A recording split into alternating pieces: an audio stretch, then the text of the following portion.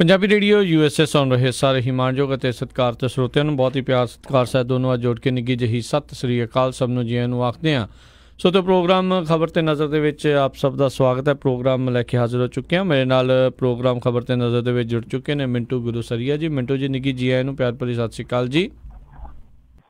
ਸ਼ੁਕਰੀਆ ਜੀ, ਸਾਰਿਆਂ ਨੂੰ ਸਤਿ ਸ਼੍ਰੀ ਅਕਾਲ। ਸਾਡੇ ਅੱਜ ਦੇ ਪ੍ਰੋਗਰਾਮ ਖਬਰ ਤੇ ਨਜ਼ਰ ਉਸ ਨੂੰ ਸਪਾਂਸਰ ਕਰਦੇ ਨੇ ਖਾਲਸਾ ਇੰਸ਼ੋਰੈਂਸ ਏਜੰਸੀ ਵਾਲੇ, ਜਿਨ੍ਹਾਂ ਦੇ ਕੋਲੋਂ ਤੁਸੀਂ ਹਰ ਇੱਕ ਤਰੀਕੇ ਦੀ ਇੰਸ਼ੋਰੈਂਸ ਕਰਵਾ ਸਕਦੇ ਹੋ। ਇੰਸ਼ੋਰੈਂਸ ਬਾਰੇ ਪਤਾ ਕਰਨ ਲਈ ਕਾਲ ਕਰੋ ਨੰਬਰ 408-272-2500 ਦੇ ਉੱਤੇ। ਇਸ ਦੇ ਨਾਲ ਕ੍ਰਿਸ਼ਨ ਧਨੋਤਾ ਯੂਬਾ ਸਿਟੀ ਤੋਂ, ਜਸਪਾਲ ਸਿੰਘ ਸੈਕਰਾਮੈਂਟੋ ਤੋਂ, ਜੱਸੀ ਗਿੱਲ ਪਲੰਬਿੰਗ ਵਾਲੇ ਬੇਕਰਸਫੀਲਡ ਤੋਂ, ਗੁਰਮੁਖ ਸਿੰਘ ਜੌਹਲ ਬੇਕਰਸਫੀਲਡ ਤੋਂ, ਜਗਤਾਰ ਸਿੰਘ ਅਨੰਦਪੁਰੀ ਯੂਨੀਅਨ ਸਿਟੀ ਤੋਂ, GN ਟਾਇਰ ਐਂਡ ਲੂਬ ਵਾਲੇ, ਜਿਨ੍ਹਾਂ ਦੇ ਕੋਲੋਂ ਤੁਸੀਂ truck wash, oil change, air ਬ੍ਰੇਕਾਂ ਦਾ ਕੰਮ ਕਰਵਾ ਸਕਦੇ ਹੋ। ਨਵੇਂ ਪੁਰਾਣੇ ਟਾਇਰ ਵਾਜਿਬ ਕੀਮਤਾਂ 'ਤੇ ਖਰੀਦ ਸਕਦੇ ਹੋ। 2 ਲੋਕੇਸ਼ਨਸ ਹਨ ਇਹਨਾਂ ਦੀਆਂ, ਸੈਂਟਾਨੈਲਾ ਅਤੇ ਮਡੇਰਾ ਦੇ ਵਿੱਚ। ਹੋਰ ਜਾਣਕਾਰੀ ਲਈ ਕਾਲ ਨਿੰਮਾ ਸਹੋਤਾ 209-277-0113 ਅਤੇ ਨਾਲ ਹੀ ਸ਼ਿਕਾਗੋ ਪੀਜ਼ਾ ਵਿਦ ਟਵਿਸਟ ਵਾਲੇ, ਜਿਨ੍ਹਾਂ ਦੇ ਕੋਲੋਂ ਤੁਸੀਂ ਹਰ ਤਰ੍ਹਾਂ ਦਾ veg, non veg, Indian style pizza ਜਿਹੜਾ ਆਰਡਰ ਕਰ ਸਕਦੇ ਹੋ। ਪੀਜ਼ਾ ਆਰਡਰ ਕਰਨ ਦੇ ਲਈ ਇਹਨਾਂ ਦੀਆਂ ਲੋਕੇਸ਼ਨਸ ਦੇ ਬਾਰੇ ਜਾਣਕਾਰੀ ਲੈਣ ਲਈ ਇਹਨਾਂ ਦੀ ਵੈਬਸਾਈਟ ਵਿਜ਼ਿਟ ਕਰੋ www.chicagopizzatwist.com ਅਤੇ 10% ਡਿਸਕਾਊਂਟ ਲੈਣ ਦੇ ਲਈ ਕੂਪਨ ਕੋਡ 1313-1313 ਉਸ ਦਾ ਇਸਤੇਮਾਲ ਕਰ ਸਕਦੇ ਹੋ। ਇਹਨਾਂ ਸਾਰਿਆਂ ਦਾ ਬਹੁਤ ਬਹੁਤ ਧੰਨਵਾਦ। ਜੇਕਰ ਤੁਸੀਂ ਜਾਂ ਕੋਈ ਹੋਰ ਕਾਰੋਬਾਰ ਵੀ ਇਸ ਪ੍ਰੋਗਰਾਮ ਨੂੰ ਸਪਾਂਸਰ ਕਰਨਾ ਚਾਹੁੰਦੇ ਹੋ, ਸੰਪਰਕ ਕਰ ਸਕਦੇ ਹੋ ਨੰਬਰ 408-722-7698 ਦੇ ਉੱਤੇ। ਅਤੇ ਆਓ ਮਿੰਟੋ ਜੀ ਗੱਲਬਾਤ ਦਾ ਸਿਲਸਿਲਾ ਜਿਹੜਾ ਉਹ ਸ਼ੁਰੂ ਕਰਦੇ ਹਾਂ। ਕਹਿੰਦੇ ਮੋਦੀ ਸਰਕਾਰ ਖਿਲਾਫ ਆਇਆ ਬੇਭਰੋਸਗੀ ਮਤਾ, ਰਾਹੁਲ ਦੀ ਜੱਫੀ ਤੇ ਰਫੇਲ ਡੀਲ ਦਾ ਮਾਮਲਾ ਛਾਇਆ ਰਿਹਾ। ਬਿਲਕੁਲ, ਅੱਜ ਤੇ ਜੱਫੀ ਹੋਈ ਪਈ ਆ। ਇੱਕ ਤੇ ਮੁੰਨਾ ਭਾਈ ਵਾਲੀ ਜੱਫੀ ਮਸ਼ਹੂਰ ਸੀ, ਅੱਜ ਰਾਹੁਲ ਗਾਂਧੀ ਵਾਲੀ ਹੋ ਗਈ। ਵੈਸੇ ਬਾਅਦ ਦੇ ਵਿੱਚ ਉਹਨੇ ਅੱਖ ਵੀ ਮਾਰੀ ਹੈ, ਉਹ ਵੀ ਬੜੀ ਮਸ਼ਹੂਰ ਹੋ ਗਈ। ਜਿੱਦਾਂ ਇੱਕ ਪਿੱਛੇ ਜੇ ਕੁੜੀ ਦੀ ਫੋਟੋ ਵਾਇਰਲ ਬੜੀ ਹੋਈ ਸੀ, ਉਦੋਂ ਵੀ 3 ਮਹੀਨੇ ਇਸ ਦੇਸ਼ ਨੂੰ ਉਸ ਅੱਖ ਦਾ ਬੁਖਾਰ ਨਹੀਂ ਸੀ ਲੱਥਾ। ਤੇ ਅੱਜ ਵੀ ਇਹ ਰਾਹੁਲ ਗਾਂਧੀ ਦੀ ਪਹਿਲਾਂ ਜੱਫੀ ਤੇ ਫਿਰ ਉਹਦੀ ਮਾਰੀ ਅੱਖ ਹੈ ਜਿਹੜੀ, ਉਹ ਮੈਨੂੰ ਲੱਗਦਾ ਕਿਤਾਬ ਚੜਾਊਗਾ ਲੈ ਹਫ਼ਤਾ 2 ਹਫ਼ਤੇ। ਖੈਰ, ਇਹ ਬੇਭਰੋਸਗੀ ਮਤਾ ਜਿਹੜਾ ਉਹਦੇ ਤੇ ਅੱਜ ਚਰਚਾ ਹੁੰਦੀ ਪਈ ਆ, ਹਾਲੇ ਵੋਟਿੰਗ ਹੋਣੀ ਬਾਕੀ ਆ। ਤੇ ਜਦੋਂ ਮੈਂ ਤੁਹਾਡੇ ਨਾਲ ਗੱਲ ਕਰਦਾ ਪਿਆ, ਬਾਕੀ ਤੇ ਸਾਰੇ ਬੋਲ ਗਏ, ਹੁਣ ਵਾਰੀ 56 ਇੰਚ ਸੀਨੇ ਵਾਲੇ ਦੀ ਆ। ਤੇ ਹੁਣ ਉਹ ਉੱਥੇ ਧੜਲ ਦੇ ਨਾਲ ਬੋਲਣ ਡਿਆ, ਕਿਉਂਕਿ ਟੈਲੀਵਿਜ਼ਨ ਤੇ ਹੁਣ ਸਾਇਲੈਂਟ ਆ, ਬਸ ਇਕੱਲੇ ਹਾਥੀ ਵੱਜਦੇ ਦੀਦੇ ਆ, ਤਾੜੀ ਤੇ ਤਾੜੀ ਵੱਜਦੀ ਪਈ ਆ। ਉਹਦਾ ਜਵਾਬ ਹੁਣ ਨਰਿੰਦਰ ਮੋਦੀ ਸਾਹਿਬ ਦਾ ਤੇ ਫਿਰ ਬਾਅਦ ਚ ਤੁਸੀਂ ਸੁਣੋਗੇ ਜੀ। ਬਹਿਰਹਾਲ ਜਿੰਨੀਆਂ ਕੁ ਗੱਲਾਂ ਪਹਿਲਾਂ ਚ ਵਾਪਰੀਆਂ ਨੇ, ਬਹੁਤ ਸਾਰੇ ਉੱਥੇ ਬੋਲੇ, ਪਾਰਟੀਆਂ ਦੇ ਨੁਮਾਇੰਦੇ, ਭਗਵੰਤ ਮਾਨ ਵੀ ਬੋਲਿਆ, ਹੋਰ ਵੀ ਕਈ ਬਹੁਤ ਸਾਰੇ ਬੋਲੇ ਆ। CPI ਦੇ ਇੱਕ ਸੱਜਣ ਬੋਲੇ, ਉਹਨਾਂ ਨੇ ਬਹੁਤ ਆਲਾ ਦਰਜੇ ਦੀਆਂ ਗੱਲਾਂ ਕੀਤੀਆਂ। ਬਾਕੀ ਸਾਰੇ ਆਪੋ ਆਪਣੀ ਡਫਲੀ ਦਾ ਰਾਗ ਸੁਣਾ ਗਏ ਤੇ ਰਾਹੁਲ ਗਾਂਧੀ ਵੀ ਉਹਨਾਂ ਚੋਂ ਇੱਕ ਸੀਗਾ। ਰਾਹੁਲ ਗਾਂਧੀ ਨੇ ਅੱਜ ਆਪਣਾ ਜਿਹੜਾ ਤੇਵਰ ਵਿਖਾਇਆ, ਉਹਦਾ ਤੇਵਰ ਤਿੱਖਾ ਸੀ। ਬਾਕੀ ਸਾਰਾ ਕੁਛ ਉਹੀ ਸੀਗਾ, ਬੋਤਲ ਵੀ ਉਹੀ, ਸ਼ਰਾਬ ਵੀ ਉਹੀ। ਬਸ ਗੱਲ ਤੇ ਇਹ ਕਿ ਡਾਟਾ ਉੱਤੋਂ ਪੱਟਿਆ ਜਿਹੜਾ, ਉਹ ਡਾਟਾ ਵੱਖਰਾ ਸੀ ਐਤਕੀ। ਤਾਂ ਤੇਵਰ ਉਹਦਾ ਤਿੱਖਾ ਸੀਗਾ, ਹਮਲਾਵਰ ਸੀਗਾ। ਜਿੰਨੇ ਕੋ ਉਹਨੂੰ ਮਿੰਟ ਮਿਲੇ ਆ, 35-36 ਮਿੰਟ ਮਿਲੇ। ਹਾਲਾਂਕਿ ਇੱਕ ਵਾਰੀ ਉਹਦਾ ਭਾਸ਼ਣ ਰੋਕਣਾ ਪਿਆ। ਉਹਨੇ ਉਸ ਭਾਸ਼ਣ ਨੂੰ ਸ਼ੁਰੂ ਕੀਤਾ ਜੁਮਲਿਆਂ ਤੋਂ ਬਾਅਦ, ਤੇ ਉਹਨੇ ਫਿਰ ਆਤੀ ਚੱਕਤੀ, ਫਿਰ ਰਫੇਲ ਡੀਲ ਦਾ ਮਾਮਲਾ, ਫਿਰ ਮੌਬ ਲਿੰਚਿੰਗ ਦਾ ਵੀ ਮਾਮਲਾ, ਬੇਰੁਜ਼ਗਾਰੀ ਦਾ ਮਾਮਲਾ, ਕਈ ਮਾਮਲੇ ਜਿਹੜੇ ਚੱਕੇ, ਕਿਸਾਨਾਂ ਨਾਲ ਜੁੜਿਆ ਮਸਲਾ, ਫਿਰ ਇੱਥੋਂ ਤੱਕ ਕਹਿਤਾ ਕਿ ਪੂਰੇ ਸੰਸਾਰ ਦੇ ਵਿੱਚ ਔਰਤਾਂ ਦੀ ਸੁਰੱਖਿਆ ਨੂੰ ਲੈ ਕੇ ਦੇਸ਼ ਬਦਨਾਮ ਹੋਣ ਡਿਆ। ਸੋ ਇਸ ਤਰ੍ਹਾਂ ਦੀਆਂ ਗੱਲਾਂ ਕਰਦਾ ਗਿਆ ਤੇ ਅੰਤ ਦੇ ਵਿੱਚ ਫਿਰ ਉਹਨੇ ਆਪਣੀ ਕਾਂਗਰਸ ਬਾਰੇ ਕਿਹਾ, ਕਿਉਂਕਿ ਕੁਛ ਦਿਨ ਪਹਿਲਾਂ ਭਾਰਤੀ ਜਨਤਾ ਪਾਰਟੀ ਨੇ ਇੱਕ ਪ੍ਰਾਪੇਗੰਡਾ ਸ਼ੁਰੂ ਕੀਤਾ ਸੀਗਾ ਇੱਕ ਫਰਜ਼ੀ ਖਬਰ ਤੋਂ, ਕਿ ਇਹਨਾਂ ਨੇ ਕਿਹਾ ਕਿ ਕਾਂਗਰਸ ਜਿਹੜੀ ਆ ਉਹ ਮੁਸਲਮਾਨਾਂ ਦੀ ਪਾਰਟੀ ਹੈ। ਤਾਂ ਫਿਰ ਉਹਨੇ ਉਸ ਲਹਿਜੇ 'ਚ, ਜਿਸ ਲਹਿਜੇ 'ਚ ਇਹਨਾਂ ਨੇ ਪ੍ਰਾਪੇਗੰਡਾ ਖੜਾ ਕੀਤਾ ਸੀ, ਤਾਂ ਉਸੇ ਲਹਿਜੇ 'ਚ ਹੀ ਜਵਾਬ ਦਿੱਤਾ। ਕਾਫੀ ਉਹਦਾ ਅੰਦਾਜ਼ ਸੀਗਾ ਜਿਹੜਾ ਉਹ ਵੱਖਰਾ ਸੀਗਾ। ਰਾਹੁਲ ਗਾਂਧੀ ਦਾ ਆਮ ਤੌਰ ਤੇ ਉਹ ਏਦਾਂ ਦਾ ਅੰਦਾਜ਼ ਨਹੀਂ ਰੱਖਦਾ। ਸੋ ਅਖੀਰ ਦੇ ਵਿੱਚ ਭਾਸ਼ਣ ਜਦੋਂ ਉਹਦਾ ਖਤਮ ਹੋਣ ਲੱਗਾ ਤੇ ਉਹਨੇ ਇੱਕ ਪੈਂਤੜਾ ਸੁੱਟਿਆ ਜਿਹਦੇ ਤੋਂ ਸਾਰੇ ਹੀ ਹੈਰਾਨ ਹੋ ਗਏ। ਉਹਨੇ ਪਹਿਲਾਂ तो क्या कि आप लोगों के अंदर मेरे लिए नफरत है, आप मुझे पप्पू और बहुत गालियां देकर बुला सकते हैं, लेकिन मेरे अंदर आपके लिए नफरत नहीं है। सो इस तरह ਦੀਆਂ ਗੱਲਾਂ ਕਰਨ ਤੋਂ ਬਾਅਦ ਉਹ ਭੱਜ ਤੁਰਿਆ। ਲੋਕਾਂ ਨੂੰ ਸਮਝ ਹੀ ਨਹੀਂ ਆਈ ਕਿ ਕੀ ਕਰਨ ਲੱਗਾ। ਤੇ ਜਾ ਕੇ ਉਹਨੇ ਪਹਿਲਾਂ ਤੇ ਨਰਿੰਦਰ ਮੋਦੀ ਨੂੰ ਕਿਹਾ ਉੱਠ। ਉਹ ਨਹੀਂ ਉੱਠਿਆ। ਉਹਦਾ ਆਪ ਹੈਰਾਨ ਹੋ ਗਿਆ ਕਿ ਕੀ ਮਾਜਰਾ ਬਣ ਗਿਆ। ਉਹਦੀ ਚੇਅਰ ਦੇ ਅੱਗੇ ਜਾ ਕੇ ਖੜ ਗਿਆ, ਨਹੀਂ ਉੱਠਿਆ ਤੇ ਚੰਬੜ ਗਿਆ ਜਾ ਕੇ ਉਹਨੂੰ, ਜਿੱਦਾਂ ਸ਼ਤੀਰ ਨੂੰ ਚਾਂਚੜੇ ਕੇ ਚੰਬੜਦੀ ਆ ਉਹਦਾ ਇਹਨੇ ਜਾ ਕੇ ਤੇ ਉਹਨੂੰ ਪੁੱਟੀਆਂ ਜੱਟੀਆਂ ਕਰ ਲਈਆਂ। ਸਾਰੇ ਹੈਰਾਨ ਸਨ ਕਿ ਬਣ ਕੀ ਗਿਆ। ਸਭ ਤੋਂ ਜ਼ਿਆਦਾ ਗੁੱਸਾ ਆਇਆ ਬੀਬਾ ਹਰਸਿਮਰਤ ਕੌਰ ਬਾਦਲ ਨੂੰ। ਬੀਬਾ ਬਾਦਲ ਉੱਥੇ ਹੀ ਕਹਿਣ ਲੱਗ ਪਈ, ਕਹਿੰਦੀ ਕਿ ਹੋ ਕੀ ਰਿਹਾ ਸੰਸਦ ਆ, ਇਹ ਮੁੰਨਾ ਭਾਈ ਦਾ ਘਰ ਥੋੜੀ ਆ ਜਿੱਥੇ ਪੁੱਟੀਆਂ ਜੱਟੀਆਂ ਚੱਲਣ ਡਈਆਂ ਨੇ, ਇਹ ਕਰਦੇ ਕੀ ਆ। ਬੀਬਾ ਹਰਸਿਮਰਤ ਕੌਰ ਬਾਦਲ ਨੇ ਤੇ ਬਾਹਰ ਆ ਕੇ ਵੀ ਕਿਹਾ, ਕਹਿੰਦੀ ਜਿਹਨੇ ਨਸ਼ਾ ਪਤਾ ਨਹੀਂ ਕਿਹੜਾ ਖਾਧਾ ਹੈਗਾ, ਇਹ ਅੱਜ ਏਦਾਂ ਤੁਰਿਆ ਫਿਰਦਾ ਹੈਗਾ ਜਿੱਦਾਂ ਮੇਲੇ 'ਚ ਤੁਰਿਆ ਫਿਰਦਾ ਹੋਵੇ। ਸੋ ਇਹ ਇਸ ਤਰ੍ਹਾਂ ਦੇ ਤੰਜ਼ ਜਿਹੜੇ ਆ ਬੀਬਾ ਹਰਸਿਮਰਤ ਕੌਰ ਬਾਦਲ ਨੇ ਵੀ ਕੱਸੇ ਆ। ਪਰ ਇਹ ਬਾਅਦ ਦੇ ਵਿੱਚ ਆ ਕੇ ਆਪਣੀ ਚੇਅਰ ਤੇ ਬਹਿ ਗਿਆ ਰਾਹੁਲ ਗਾਂਧੀ। ਹਾਲਾਂਕਿ ਨਰਿੰਦਰ ਮੋਦੀ ਪਹਿਲਾਂ ਤਾਂ ਭੁਚੱਕਾ ਹੀ ਰਹਿ ਗਿਆ, ਬਾਅਦ ਦੇ ਵਿੱਚ ਇਹਨੂੰ ਬੁਲਾਇਆ। ਜਦੋਂ ਇਹ ਵਾਪਸ ਆਉਣ ਲੱਗਾ ਫੇਰ ਇਹਦੇ ਕੰਨ 'ਚ ਕੁਛ ਕਿਹਾ, ਥਾਪੜਾ ਜਿਹਾ ਦਿੱਤਾ। ਇਹ ਆ ਕੇ ਜਦੋਂ ਬਹਿ ਗਿਆ ਤੇ ਫੇਰ ਇਹਨੇ ਜੋਤੀ ਰਾਜ ਦਿੱਤੀ, ਸਿੰਧੀਆ ਵੱਲ ਵੇਖਿਆ, ਥੋੜਾ ਜਿਹਾ ਅੱਖ ਜੀ ਮਿਲਾ ਕੇ ਦੇ ਅੱਖ ਦਾ ਪੁੱਤੀ। ਤਾਂ ਉੱਥੋਂ ਇਹ ਫਿਰ ਚਰਚਾ ਚੱਲ ਗਿਆ ਕਿ ਰਾਹੁਲ ਗਾਂਧੀ ਸੀਗਾ ਜਿਹੜਾ ਉਹ ਪਹਿਲਾਂ ਸਭ ਕੁਛ ਤੈਅ ਕਰਕੇ ਬੈਠਾ ਸੀਗਾ ਕਿ ਅੱਜ ਇਹਨਾਂ ਨੂੰ ਛਿੱਤਿਆਂ ਕਿਸ ਤਰ੍ਹਾਂ ਕਰਨਾ। ਤਾਂ ਫਿਰ ਇਹਦੇ ਤੇ ਸਖਤ ਇਤਰਾਜ਼ ਹੋਣੇ ਸ਼ੁਰੂ ਹੋ ਗਏ। ਮਾਮਲਾ ਸਪੀਕਰ ਤੱਕ ਵੀ ਗਿਆ। ਸਪੀਕਰ ਨੇ ਕਿਹਾ ਕਿ ਬਹੁਤ ਗਲਤ ਗੱਲ ਆ। ਹਾਲਾਂਕਿ ਇਹ ਵੀ ਕਿਹਾ ਉਹਨੇ ਕਿ ਰਾਹੁਲ ਗਾਂਧੀ ਮੇਰੇ ਬੱਚਿਆਂ ਵਰਗਾ, ਹਾਲੇ ਇਹਨੇ ਜ਼ਿੰਦਗੀ 'ਚ ਬਹੁਤ ਕੁਛ ਸਿੱਖਣਾ।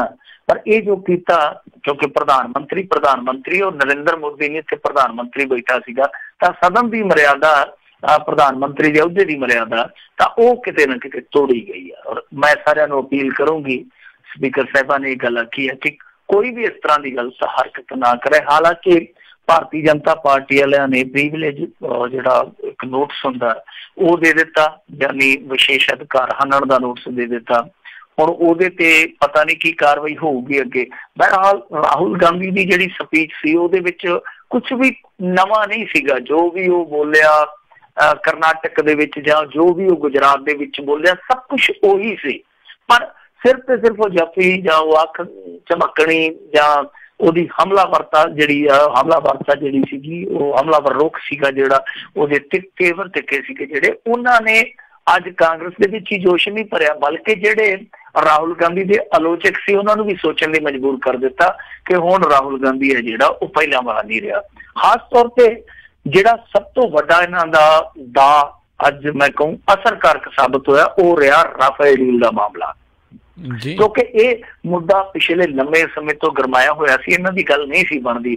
ਪਰ ਜਿਵੇਂ ਸੰਸਦ ਦਾ ਪਲੇਟਫਾਰਮ ਇਹਨਾਂ ਦੇ ਹੱਥੇ ਚੜਿਆ, ਵੈਸੇ ਤਾਂ ਰਾਹੁਲ ਗਾਂਧੀ ਨੇ ਕਿਹਾ ਸੀਗਾ ਕਿ ਮੈਂ ਜੇ ਕਿਤੇ ਬੋਲਿਆ ਸੰਸਦ ਦੇ ਵਿੱਚ ਤੇ ਭੁਚਾਲ ਆ ਜਾਊਗਾ, ਤੇ ਅੱਜ ਲੋਕੀ ਕਹਿੰਦੇ ਕਿ ਵਾਕਿਆ ਭੁਚਾਲ ਆ ਗਿਆ ਤੇ ਇਹ ਡਰਦਾ ਉਧਰ ਨੂੰ ਚਲੇ ਗਿਆ। ਕੁਛ ਲੋਕ ਕਹਿੰਦੇ ਕਿ ਨਹੀਂ, ਉਹ 56 ਇੰਚ ਦਾ ਸੀਨਾ ਮਾਪਣ ਗਿਆ ਸੀਗਾ।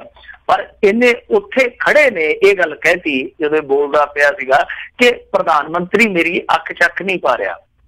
ਕਿਉਂਕਿ ਇਹਦਾ ਕਹਿਣ ਦਾ ਮਤਲਬ ਕੀ ਸੀਗਾ ਕਿ ਇਹ ਕਹਿੰਦਾ ਪਿਆ ਸੀਗਾ ਕਿ ਚੌਂਕੀਦਾਰ ਨਹੀਂ, ਇਹ ਭਾਗੀਦਾਰ ਆ, ਯਾਨੀ ਜੋ ਦੇਸ਼ ਨੂੰ ਖੋਰਾ ਲੱਗਦਾ ਪਿਆ ਉਹਦਾ ਹਿੱਸੇਦਾਰ ਆ।